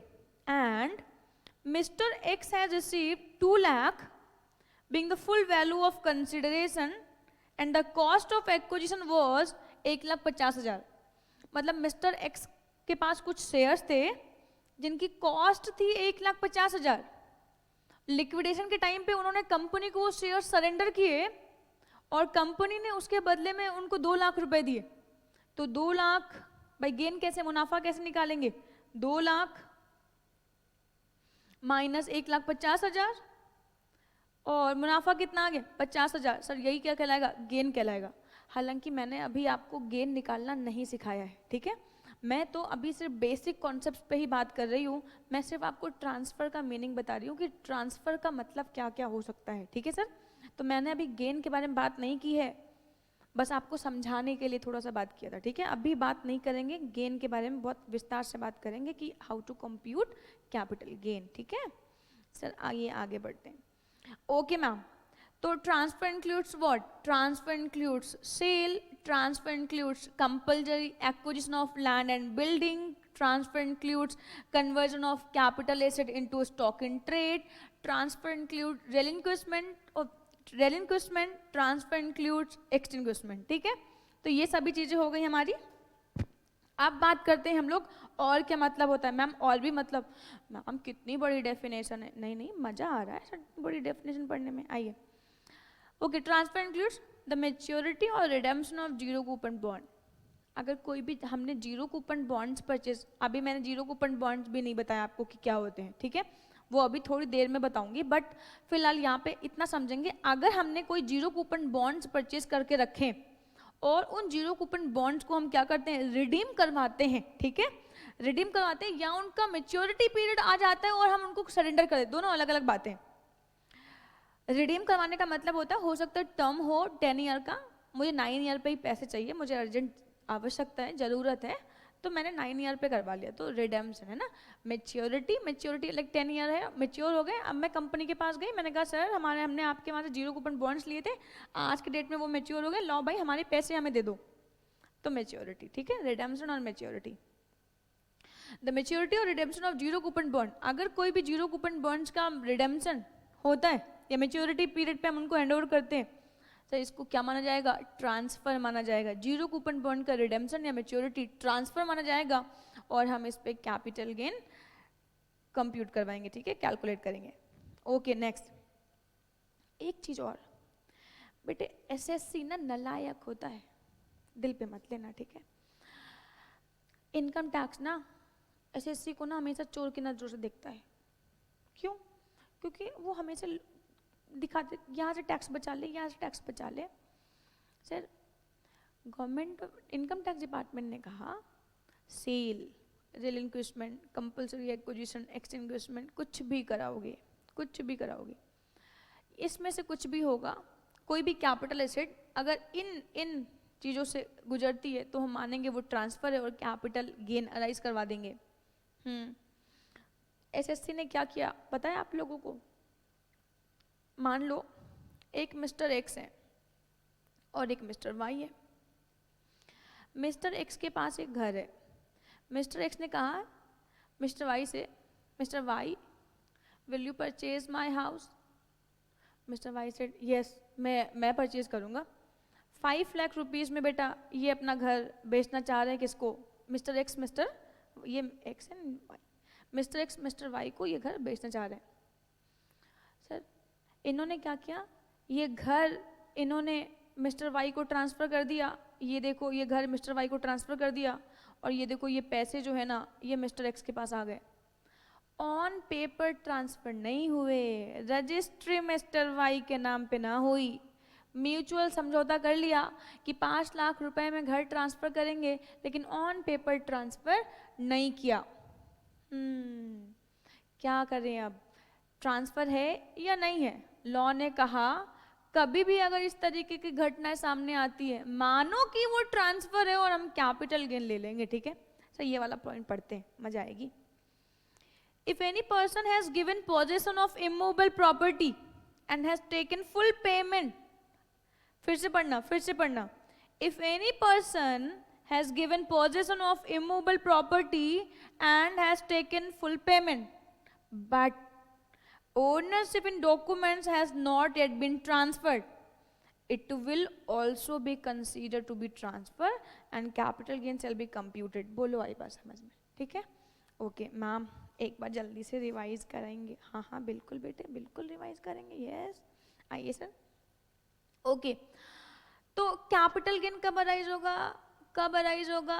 कैपिटल एसेट का ट्रांसफर होता है प्रीवियस ईयर में फॉर कंसीडरेशन, तो अराइज होता है capital gain. Sir capital asset क्या? Capital asset includes all the asset except 4। Capital asset includes all the asset except 4। कौन कौन सी 4? जल्दी से बताओ। पहला क्या? Stock in trade. दूसरा क्या? Personal movable effect. तीसरा क्या? Rural agriculture land in India. चौथा क्या? Gold deposit bonds. ठीक है सर, इन चारों को हटा के जितने भी चीजें हैं वो सभी क्या कहलाएंगी? Capital asset कहलाएंगी। तो कैपिटल एसेट का अगर होता है ट्रांसफर, तो transfer includes what? Transfer includes sale of asset. Transfer includes sale of asset, compulsory acquisition, compulsory acquisition, conversion of capital asset into stock in trade. Next बताओ जल्दी से, आप लोग बताओ। Conversion of capital asset into stock in trade. Next बताओ। Relinquishment, right shares का example याद रखेंगे। एक्सटिंग्विशमेंट, सर इंश्योरेंस कंपनी का एग्जांपल भी याद रख सकते हैं। जैसे किसी का गोडाउन है, उस गोडाउन में आग लग गई और आग लगने पे इंश्योरेंस कंपनी ने पैसे दिए, एक्सटिंग्विशमेंट, प्रॉपर्टी डिस्ट्रॉय हो गई, और प्रॉपर्टी के डिस्ट्रॉय होने पे इंश्योरेंस कंपनी ने पैसे दिए, सर कैपिटल गेन अराइज हो जाएगा। तो रेलिंक्विशमेंट भी राइट ट्रांसफर, प्रॉपर्टी ट्रांसफर। ठीक है सर, रेलिंक्विशमेंट, एक्सटिंग्विशमेंट। और बताओ और क्या क्या चीजें? Maturity of redemption of zero coupon bond, maturity and redemption of zero coupon bond. और बताओ जल्दी से, नेक्स्ट बताओ sir. Immovable property, possession transfer, ownership not transfer, transfer मानेंगे और कैपिटल गेन अराइज हो जाएगा। बोलो इतनी बातें आती समझ में? पक्का पक्का, गड़बड़ नहीं करोगे सर? आइए बात करते हैं आगे। ओके तो हमने क्या कहा? हमने कहा capital gain. Sir capital asset की बात कर ली, ट्रांसफर की बात कर ली ना, ट्रांसफर की बात कर ली ना। प्रीवियस ईयर क्या है सर? इनकम टैक्स की पहली क्लास याद करो, इनकम टैक्स की पहली क्लास याद करो। मैंने आपको बताया था previous year means earning year. ठीक है, जिस ईयर में देखो ऐसा होता ना, हम एक साल अर्निंग करते हैं और नेक्स्ट कमिंग ईयर में हम क्या करते हैं? उस पर टैक्स पे करते हैं। तो जिसमें टैक्स पे करते हैं असेसमेंट ईयर, ठीक है, और उसके पहले वाला ठीक है, असेसमेंट ईयर के ठीक पहले जो ईयर आता है वो क्या कहलाता है? Previous year. तो असेसमेंट ईयर में तो इनकम को असेसमेंट ईयर में तो इनकम को एसेस करते हैं, तो इनकम को अर्न ठीक पहले एक साल पहले करते हैं। तो previous year means what? Earning year. Previous year means earning year. Okay sir, तो कैपिटल एसेट का ट्रांसफर हुआ इन प्रीवियस ईयर फॉर कंसिडरेशन। तो मुद्दा ये आता है कि ये कंसिडरेशन क्या? इंडियन कॉन्ट्रैक्ट एक्ट पढ़ा है, इंडियन कॉन्ट्रैक्ट एक्ट पढ़ा है, सेक्शन 2D पढ़ा है, 2D पढ़ा है, कंसिडरेशन क्या है भाई, जल्दी से बताओ, what is the meaning of consideration? Consideration क्या है भाई, कंसिडरेशन क्या है, सर समझिएगा ध्यान से। Consideration, so consideration Latin word quid pro quo से लिया गया, जिसका मतलब होता है something in return, something in return, कुछ के बदले में कुछ। अब 2D इंडियन कॉन्ट्रैक्ट एक्ट के सेक्शन 2D में क्या लिखा हुआ है, लिखा हुआ है कि समथिंग इन रिटर्न, कुछ के बदले में कुछ, कैश और काइंड कुछ भी, कैश और काइंड कुछ भी।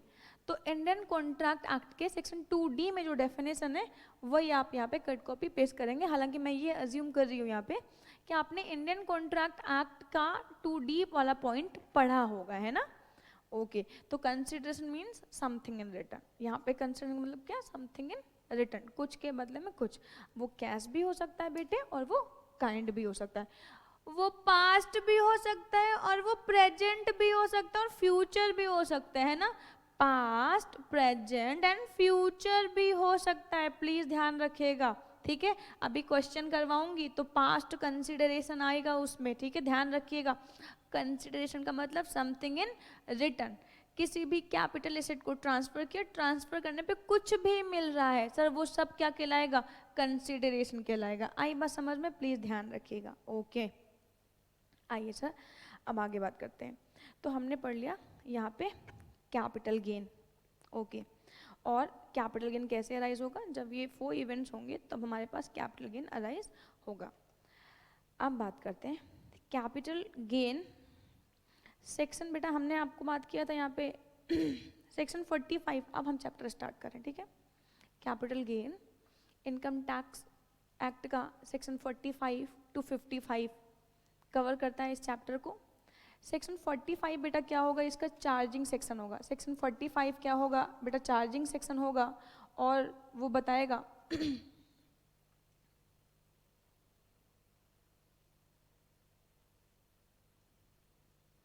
बेटा सेक्शन 45 सब सेक्शन 1, ठीक है?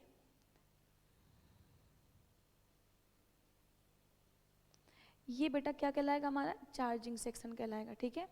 मतलब अगर किसी भी कैपिटल एसेट को, अगर किसी भी कैपिटल एसेट को हम ट्रांसफ़र करते हैं, किसी भी कैपिटल एसेट को अगर हम ट्रांसफ़र करते हैं इन प्रीवियस ईयर फॉर कंसिडरेशन, तो जो भी हमें आएगा वो सेक्शन, वो बेटा यही सेक्शन 45 में क्या करेगा, कवर करेंगे, उसको हम सेक्शन 45 में क्या करेंगे, कवर करेंगे, ठीक है? फिर से समझना, अगर किसी भी कैपिटल एसेट को हम ट्रांसफ़र करते हैं प्रीवियस ईयर फॉर कंसिडरेशन, तो इसको हम टैक्सेबल कहाँ करवाएंगे, यहाँ करवाएंगे, सेक्शन 45 में हम टैक्सेबल करवाएंगे। ओके सर, सेक्शन 45 क्या कहलाएगा, हमारा चार्जिंग सेक्शन, ठीक है? किसी भी तरीके के कैपिटल एसेट को अगर हम ट्रांसफ़र करते हैं फॉर कंसिडरेशन, और जो भी अमाउंट होता है सर उसको हम कौन से सेक्शन में टैक्सेबल करवाएंगे, सेक्शन 45 में हम उसको टैक्सेबल करवाएंगे। बोलो आई बात समझ में, पक्का पक्का आई बात समझ में? Yes ma'am. ओके, अब सर हम लोग आगे बढ़ते हैं, वापस आ जाते हैं। बात आती है कि ये हो गया हमारा कैपिटल गेन, मैंने आपको बता दिया कि कैपिटल गेन क्या होता है। अब आता है मुद्दा कि कैपिटल गेन कितने तरह का होता है। सर हम बात करेंगे, हमारे पास 2 तरीके का कैपिटल गेन होता है। एक होता है हमारे पास शॉर्ट टर्म कैपिटल गेन और एक होता है हमारे पास लॉन्ग टर्म कैपिटल गेन। एक होता है हमारे पास शॉर्ट टर्म कैपिटल गेन और एक होता है हमारे पास लॉन्ग टर्म कैपिटल गेन, ठीक है?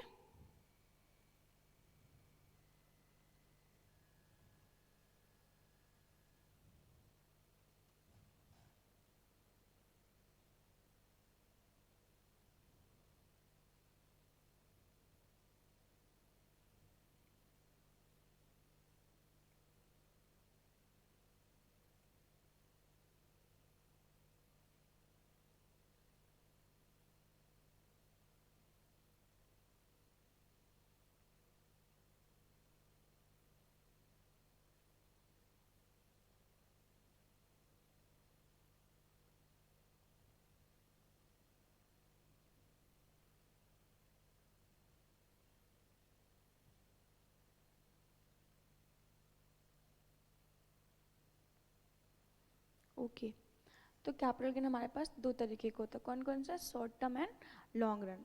तो ये short term and long run ये क्या होता है ma'am, short term and long run, short term capital gain and long run, short term capital gain and long run capital gain ये क्या होता है मैम, आइए सब बात करते हैं। ओके जल्दी से एक बार ये रिवाइज करवाते हैं ना, फिर उसके बाद आगे बढ़ते हैं। Okay explain chargeability of capital gain. तो मैंने आपसे कहा था section 45 sub section 1 charging section होता है और ये बात करता है, देखिएगा, एनी प्रॉफिट और gain arising from the transfer of capital asset affected in the previous year. ध्यान दीजिए क्या क्या बातें, कोई भी gain arising out from the transfer, तो पहला आ गया ट्रांसफर ऑफ कैपिटल एसेट। तो मैंने आपको जो बातें अंडरलाइन करवाई थी या जो बातें मैंने आपको बताई थी, तो समझिएगा क्या लिखा है सेक्शन 45(1) में लिखा हुआ है कि किसी भी कैपिटल एसेट को अगर हम ट्रांसफ़र करते हैं इन प्रीवियस ईयर, ठीक है, फॉर कंसिडरेशन, देखो प्रॉफिट लिखा ना, प्रॉफिट एंड गेन, तो ये कैसे आएगा, कंसिडरेशन में हमें कुछ ना कुछ मिलेगा, तो फॉर कंसिडरेशन तो ये क्या कहलाएगा, कैपिटल गेन कहलाएगा, ठीक है सर। कैपिटल गेन कितने तरीके के होते हैं, दो तरीके के, कौन कौन से, शॉर्ट टर्म और लॉन्ग रन, शॉर्ट टर्म और लॉन्ग टर्म, शॉर्ट टर्म और लॉन्ग टर्म, दो तरीके के कैपिटल गेन होंगे, short term capital gain and long term capital gain, ठीक है।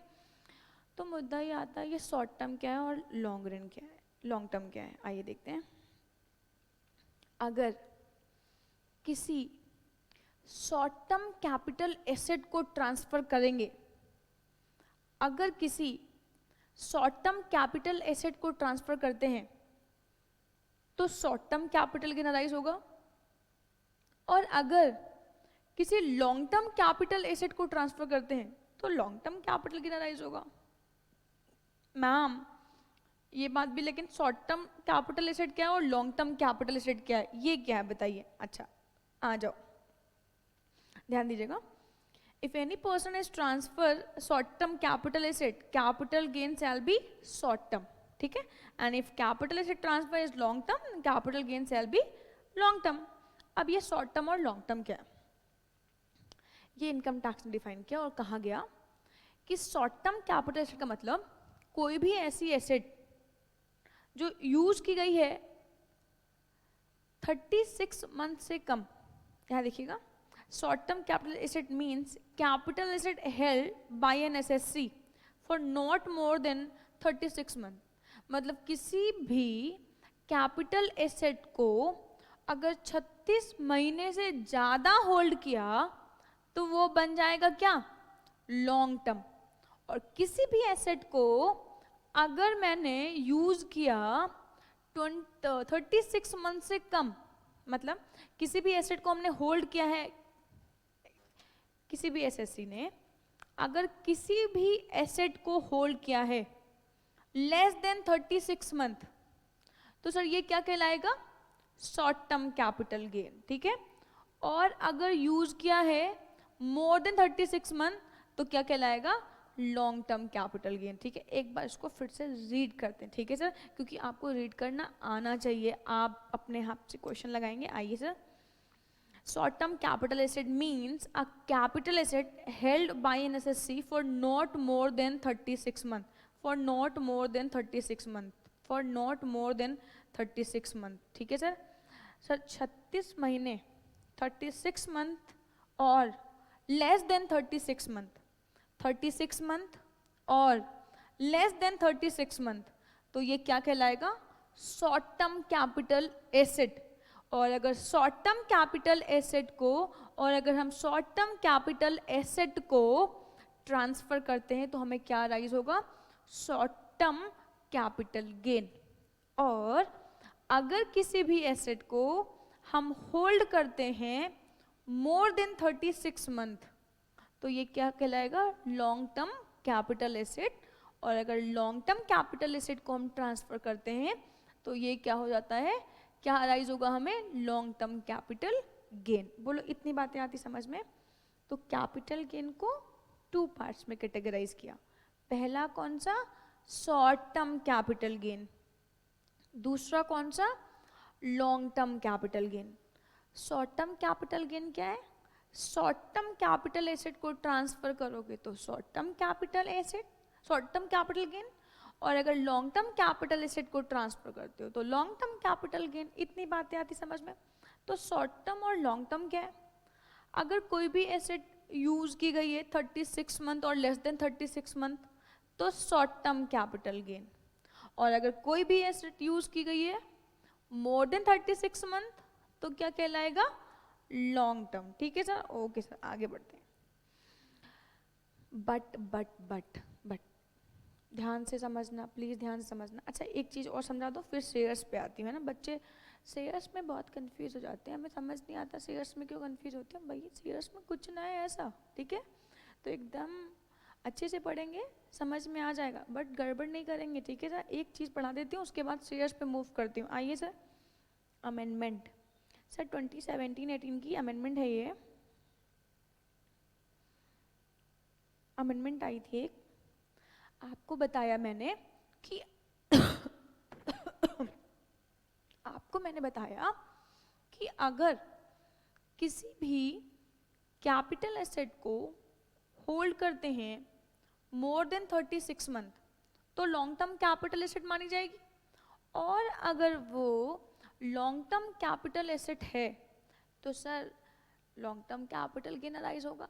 बट 2017-18 की एक अमेंडमेंट थी सर, ये अमेंडमेंट कहती है land and building shall be long term after 2 year. Land and building, I hope कि आपको दिख रहा होगा। ठीक है, वैसे सबके पास बुक होगी मेरी, क्यों? ओके, लैंड और building shall be long term after 2 year. ठीक है, okay.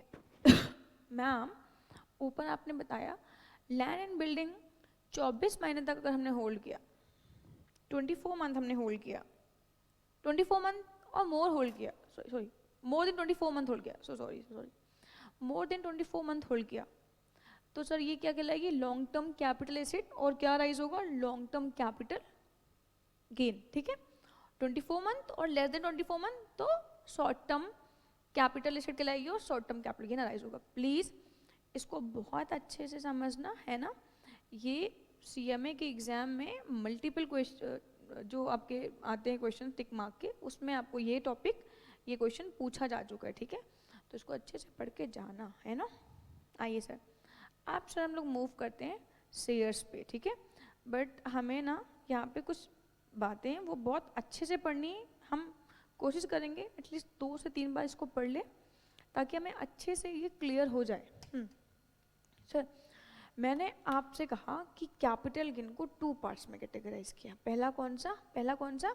Short term capital gain, और दूसरा कौन सा? Long term.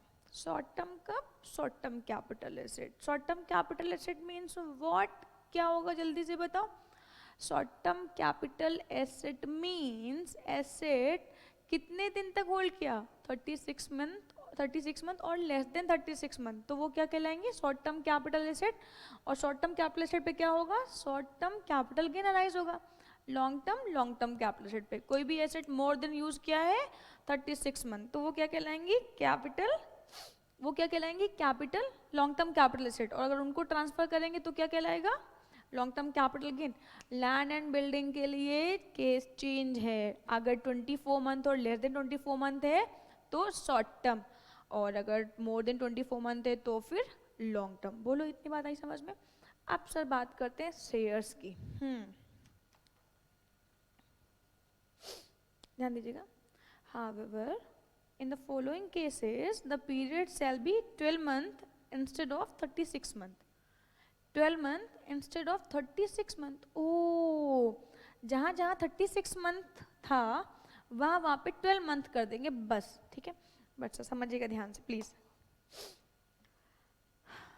सर शेयर्स की बात करें तो हमारे पास 2 तरीके की कंपनी होते हैं। कौन कौन सी? या तो हमारे पास एक लिस्टेड कंपनी होंगी या तो अनलिस्टेड, फिर उसमें और भी कंपनीज होते हैं ना, प्राइवेट, पब्लिक, ओपीसी, स्मॉल, है ना, डोमेन, निधि एंड ऑल। तो हमारे पास 2 तरह की कंपनी होती है, या तो कंपनी लिस्टेड होंगे या तो कंपनी अनलिस्टेड होंगे, या तो कंपनी लिस्टेड या तो कंपनी अनलिस्टेड। ठीक है सर, तो लिस्टेड कंपनी भी शेयर्स को इशू करती है और अनलिस्टेड कंपनी भी शेयर्स को इशू करती है, ठीक है, ध्यान रखिएगा। तो जब मैं शेयर्स की बात करूंगी तो ये यहाँ पे listed as well as non listed company के शेयर्स सबके बारे में बात करेंगे, ठीक है, ओके। अब सर हम शेयर्स की अगर बात करें तो शेयर्स के लिए कहा गया अगर कोई भी कंपनी है जो लिस्टेड कंपनी है, या फिर हम कह सकते हैं shares listed and recognised stock exchange. इसका मतलब क्या है मैम? इसका मतलब है कि अगर कोई भी कंपनी है, अगर कोई भी कंपनी है वो किसी भी रिकॉग्नाइज्ड स्टॉक एक्सचेंज में लिस्टेड है, तो किसी भी कंपनी का रिकॉग्नाइज्ड स्टॉक एक्सचेंज में लिस्टेड होने का मतलब होता है कि वो लिस्टेड कंपनी है, वो सेबी की गाइडलाइंस को फॉलो करेगी, ठीक है। तो अगर किसी लिस्टेड कंपनी के शेयर्स को हम ट्रांसफर करें, ध्यान देना मैंने कहा 2 तरीके की कंपनी के बारे में बात करेंगे, ठीक है, और जहाँ पे 36 मंथ था वहाँ पे 12 करना है, बट अभी भी कुछ कंडीशन से प्लीज़ ध्यान रखिएगा, ठीक है। अभी मैं बाद में इसको चार्ट बनवा दूंगी, जितना भी मैंने आज आपको पढ़ाया है ये सारा चार्ट आपको मिल जाएगा, ठीक है। तो सारी बातें आपको चार्ट में ही समझ में आ जाएंगी, ठीक है। नेक्स्ट क्लास में हम आपको चार्ट देंगे और उस चार्ट से आपको पढ़ाएंगे, ठीक है। तो यहाँ पे थ्योरी भी मिलेगी आपको, प्रैक्टिकल्स भी मिलेंगे, इलस्ट्रेशंस भी मिलेंगे, एग्जाम्पल्स भी मिलेंगे एंड चार्ट भी मिलेंगे, ठीक है, ओके, समझिएगा, ओके। शॉर्ट टर्म और लॉन्ग टर्म कैपिटल एसेट की बात हो रही है, मैंने सभी एसेट के बारे में बात कर लिया। अब सर हमारे पास शेयर्स के बारे में हम बात करें। सर शेयर्स 2 तरीके के हो सकते हैं, या तो वो एक तो वो लिस्टेड कंपनी के शेयर्स हो सकते हैं या एक अनलिस्टेड कंपनी के शेयर्स हो सकते हैं। सर दोनों के लिए प्रावधान चेंज है, समझिएगा।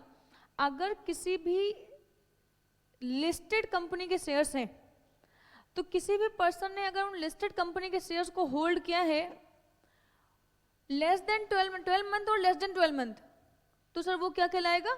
Short term. और अगर होल्ड किया है मोर देन 12 मंथ तो वो क्या कहलाएगा? Long term. ओ मैम समझ में आ गया क्या?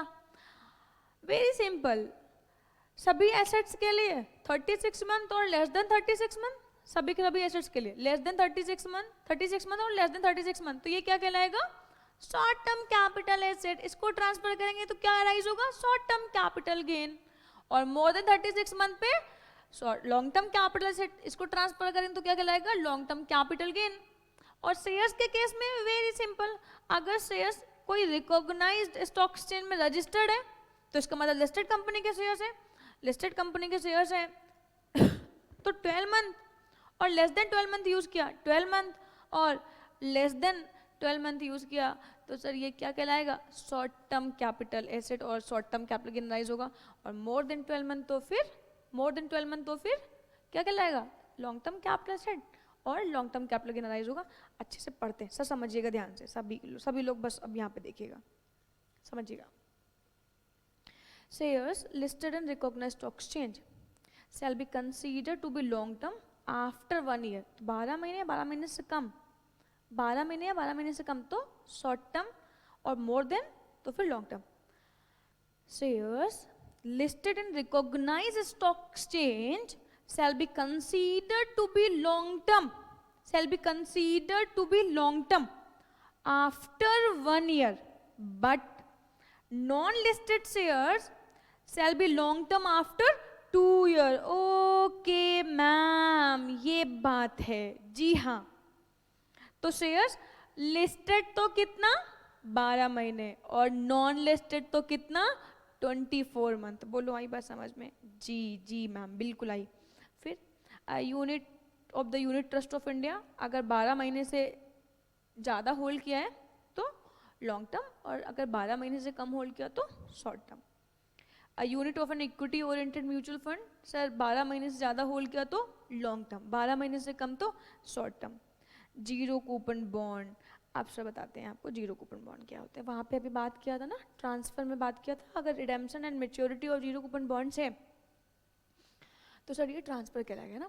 सर जीरो कूपन बॉन्ड्स का मतलब होता है कि कुछ नोटिफाइड कंपनी है, ठीक है, ये कुछ ऐसे बॉन्ड्स इशू करती हैं जो एक पर्टिकुलर टाइम पीरियड के लिए होते हैं, लाइक 5 ईयर या 10 ईयर के लिए इन्होंने इशू किया है, 20 ईयर के लिए इन्होंने इशू किया। जनरली ये 10 या 20 ईयर के लिए होते हैं।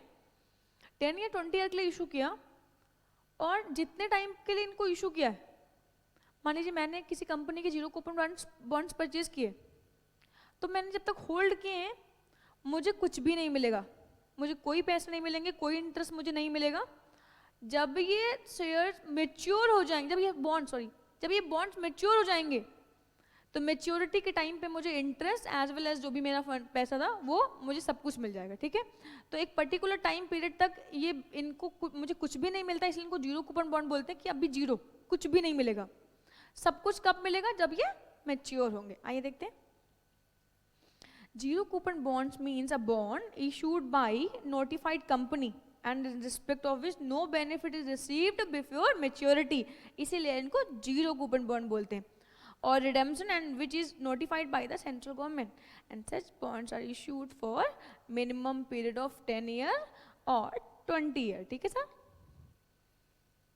ओके, अब यहाँ पे भी दो, any other securities listed in recognised stock exchange, कोई अदर सिक्योरिटीज।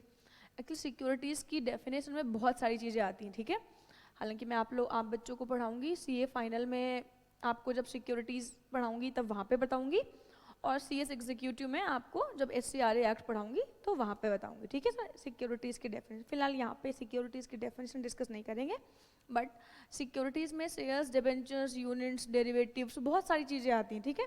तो जितनों की मैंने बात कर ली उनके लिए शेयर्स लिस्टेड है तो 12, नॉन लिस्टेड है तो 24। बाकी के लिए unit trust of India, mutual funds, zero coupon bonds 12 महीने या 12 महीने से कम है तो शॉर्ट टर्म, और मोर देन 12 मंथ है तो long term. Okay okay okay, फिर आगे बात करते हैं। Any other security listed in recognised stock exchange, ध्यान दीजिएगा, कोई अदर, इनके अलावा कोई अदर सिक्योरिटी है जो लिस्टेड है किसी भी रिकॉग्नाइज्ड स्टॉक एक्सचेंज में, तो सर समझिएगा प्लीज ध्यान से।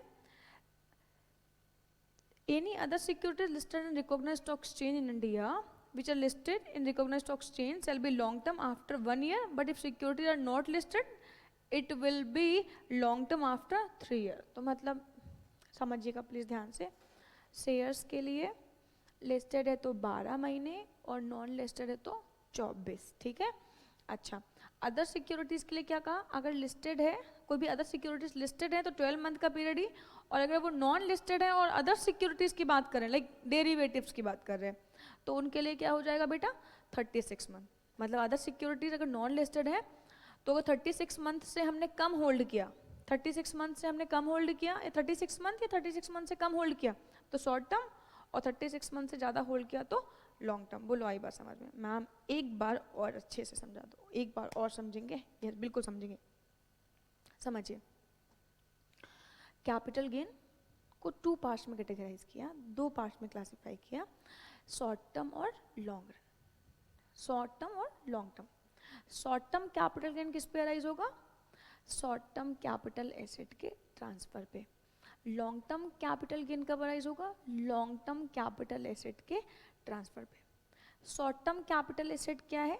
शॉर्ट टर्म कैपिटल एसेट का मतलब कोई भी एसेट जिसको हमने होल्ड किया है 36 मंथ और लेस देन 36 मंथ, या इसको ऐसे कह सकते हो not more than 36 month.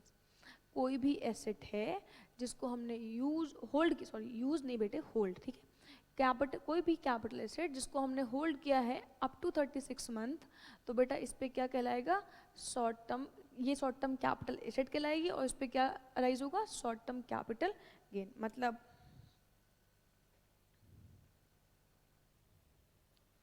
Short term capital gain, asset held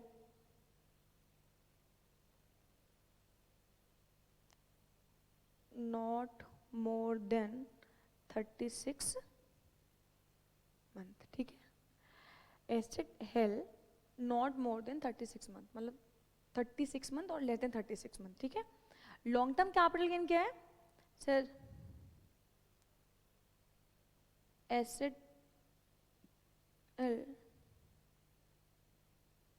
more than 36 month, तो ये लॉन्ग टर्म, ठीक है। बट लैंड एंड बिल्डिंग के लिए कितना बेटे? लैंड एंड बिल्डिंग के लिए कितना? 24 month. 24 month, not more than 24 month तो फिर शॉर्ट टर्म हो जाएगा, और मोर देन 24 मंथ तो ये क्या हो जाएगा? लॉन्ग टर्म हो जाएगा, ठीक है। फिर हमने बात करी थी शेयर्स की, है ना? आइए बात कर लेते हैं शेयर्स की। सर शेयर्स की अगर हम लोग बात करें तो हमारे पास दो तरीके के शेयर्स होंगे, ठीक है, एक तो लिस्टेड कंपनी के और एक अनलिस्टेड कंपनी के। एक लिस्टेड कंपनी के शेयर्स की बात करें तो शेयर्स में हमारे पास दो तरीके के शेयर्स होंगे। कौन कौन से? एक होंगे हमारे पास लिस्टेड कंपनी के और एक होंगे हमारे पास non listed. Sir listed company के लिए कितना? अगर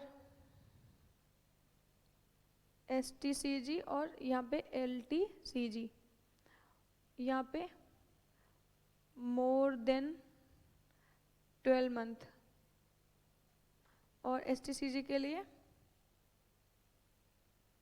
नॉट मोर देन 12 मंथ। बोलो आई बात समझ में? अदर सिक्योरिटीज के लिए बेटे, अदर सिक्योरिटीज के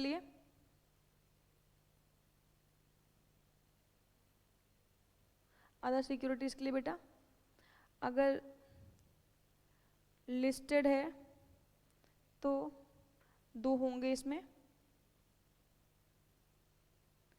STCG और LTCG। STCG कब होंगे? नॉट मोर देन 12 मंथ, ठीक है। और LTCG कब होंगे बेटा? मोर देन 12 मंथ। ओके मुन्ना, चलिए नॉन लिस्टेड के लिए बेटा, नॉन लिस्टेड के लिए अगर दिख रहा है ना आप लोगों को, अगर STCG की बात करें तो नॉट मोर देन 36 मंथ तो STCG एंड मोर देन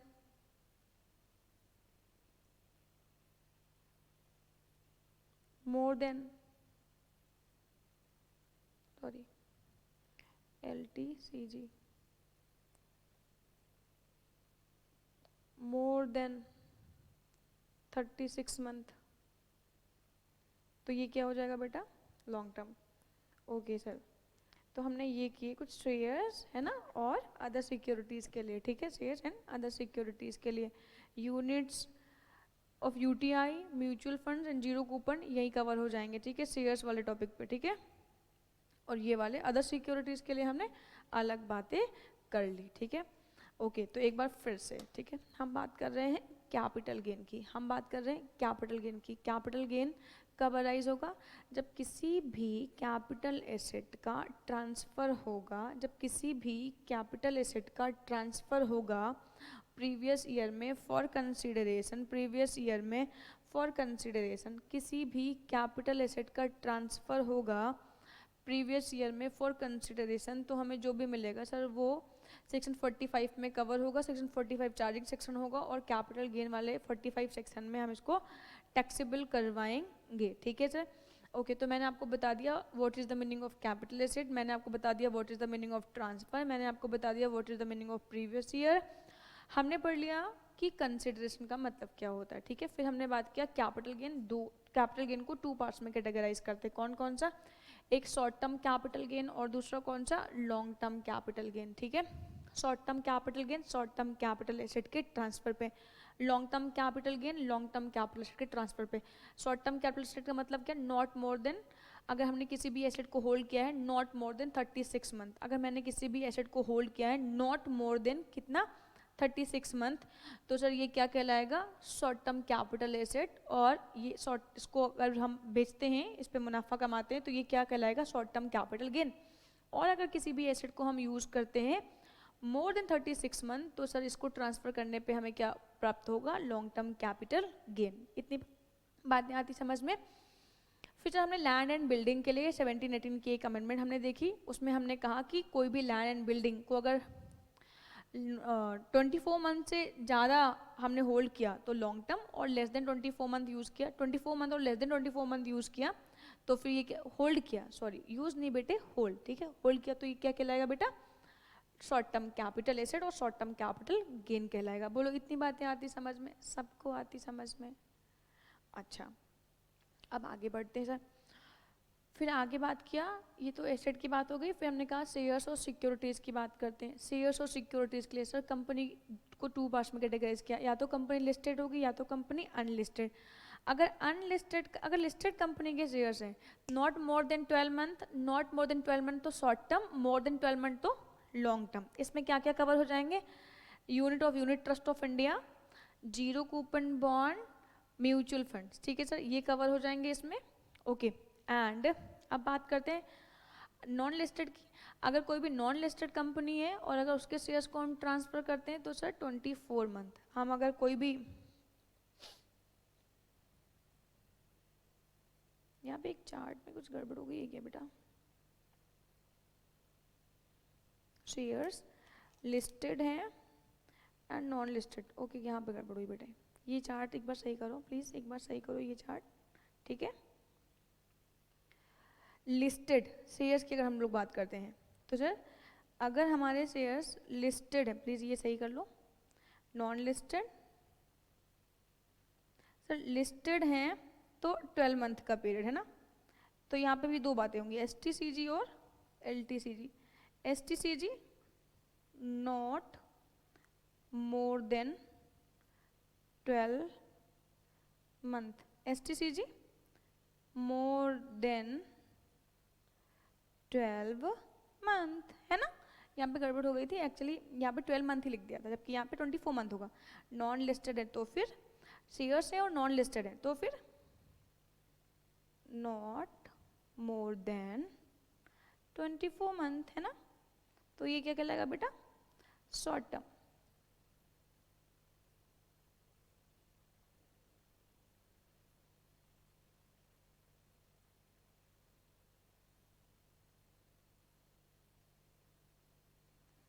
और LTCG कब हो जाएगा मैम, फिर से आप वही लिखते हो, नॉट मोर देन 24 मंथ। हाँ मैं तो चेक कर रही थी बच्चों को, तो चेक कर रही थी कि मुझे सही कराते हो कि नहीं कराते हो, मैं चेक कर रही थी तुम लोगों को। हाँ नहीं तो LTCG मोर देन 24 मंथ, है ना। ओके जरा समझना, यहाँ पे 12 मंथ है ना, यहाँ पे नॉट मोर देन, यहाँ पे मोर देन, यहाँ पे 24 मंथ है ना, यहाँ पे 24 मंथ। कितना कितना कितना कितना जल्दी बोलो, कितना 24 मंथ, कितना 24 मंथ। अच्छा ठीक है, सीखने का नहीं है ना। अदर सिक्योरिटीज के लिए लिस्टेड है STCG, अगर STCG not more than 12 month, more than 12 month, non listed 36 month, 36 month, ठीक है ठीक है ठीक है ठीक है ठीक है, याद रखने का, प्लीज याद रखने का। ओके मैम आगे बढ़ जाओ। ओके तो अब बात आती है how to compute capital gain. Capital gain को कैसे कंप्यूट करेंगे। आइए सर, मुझे लगता है कि आज के लिए हम इतना ही क्लास करेंगे। नेक्स्ट क्लास में आपको बताऊंगी how to compute capital gain, कि कैपिटल गेन को किस तरीके से कंप्यूट करते हैं, और फिर हम शुरू कर देंगे हमारे प्रैक्टिकल क्वेश्चंस, ठीक है। तो आज के लिए बस इतना ही, आज की हमारी क्लासेस यहीं तक होंगी। नेक्स्ट क्लास में हम लोग पढ़ेंगे how to compute capital gain, और हम खूब सारे प्रैक्टिकल क्वेश्चन करने वाले हैं। तो टाटा और बाय बाय, और घरों में रहिएगा, है ना, बाहर मत निकलिएगा, कोई ज़रूरी काम हो तभी बाहर निकलिए, है ना। और अगर कोई डाउट होते हैं आपको, डाउट्स हैं आपके, तो आप हमारे को व्हाट्सएप कर दो, है ना, टेक्स्ट मैसेज कर सकते हो, व्हाट्सएप कर सकते हो, ठीक है। और बढ़िया से मन लगा के पढ़िए, और बस खूब सारे रिवीजन करिए, है ना। Okay tata bye bye, love you.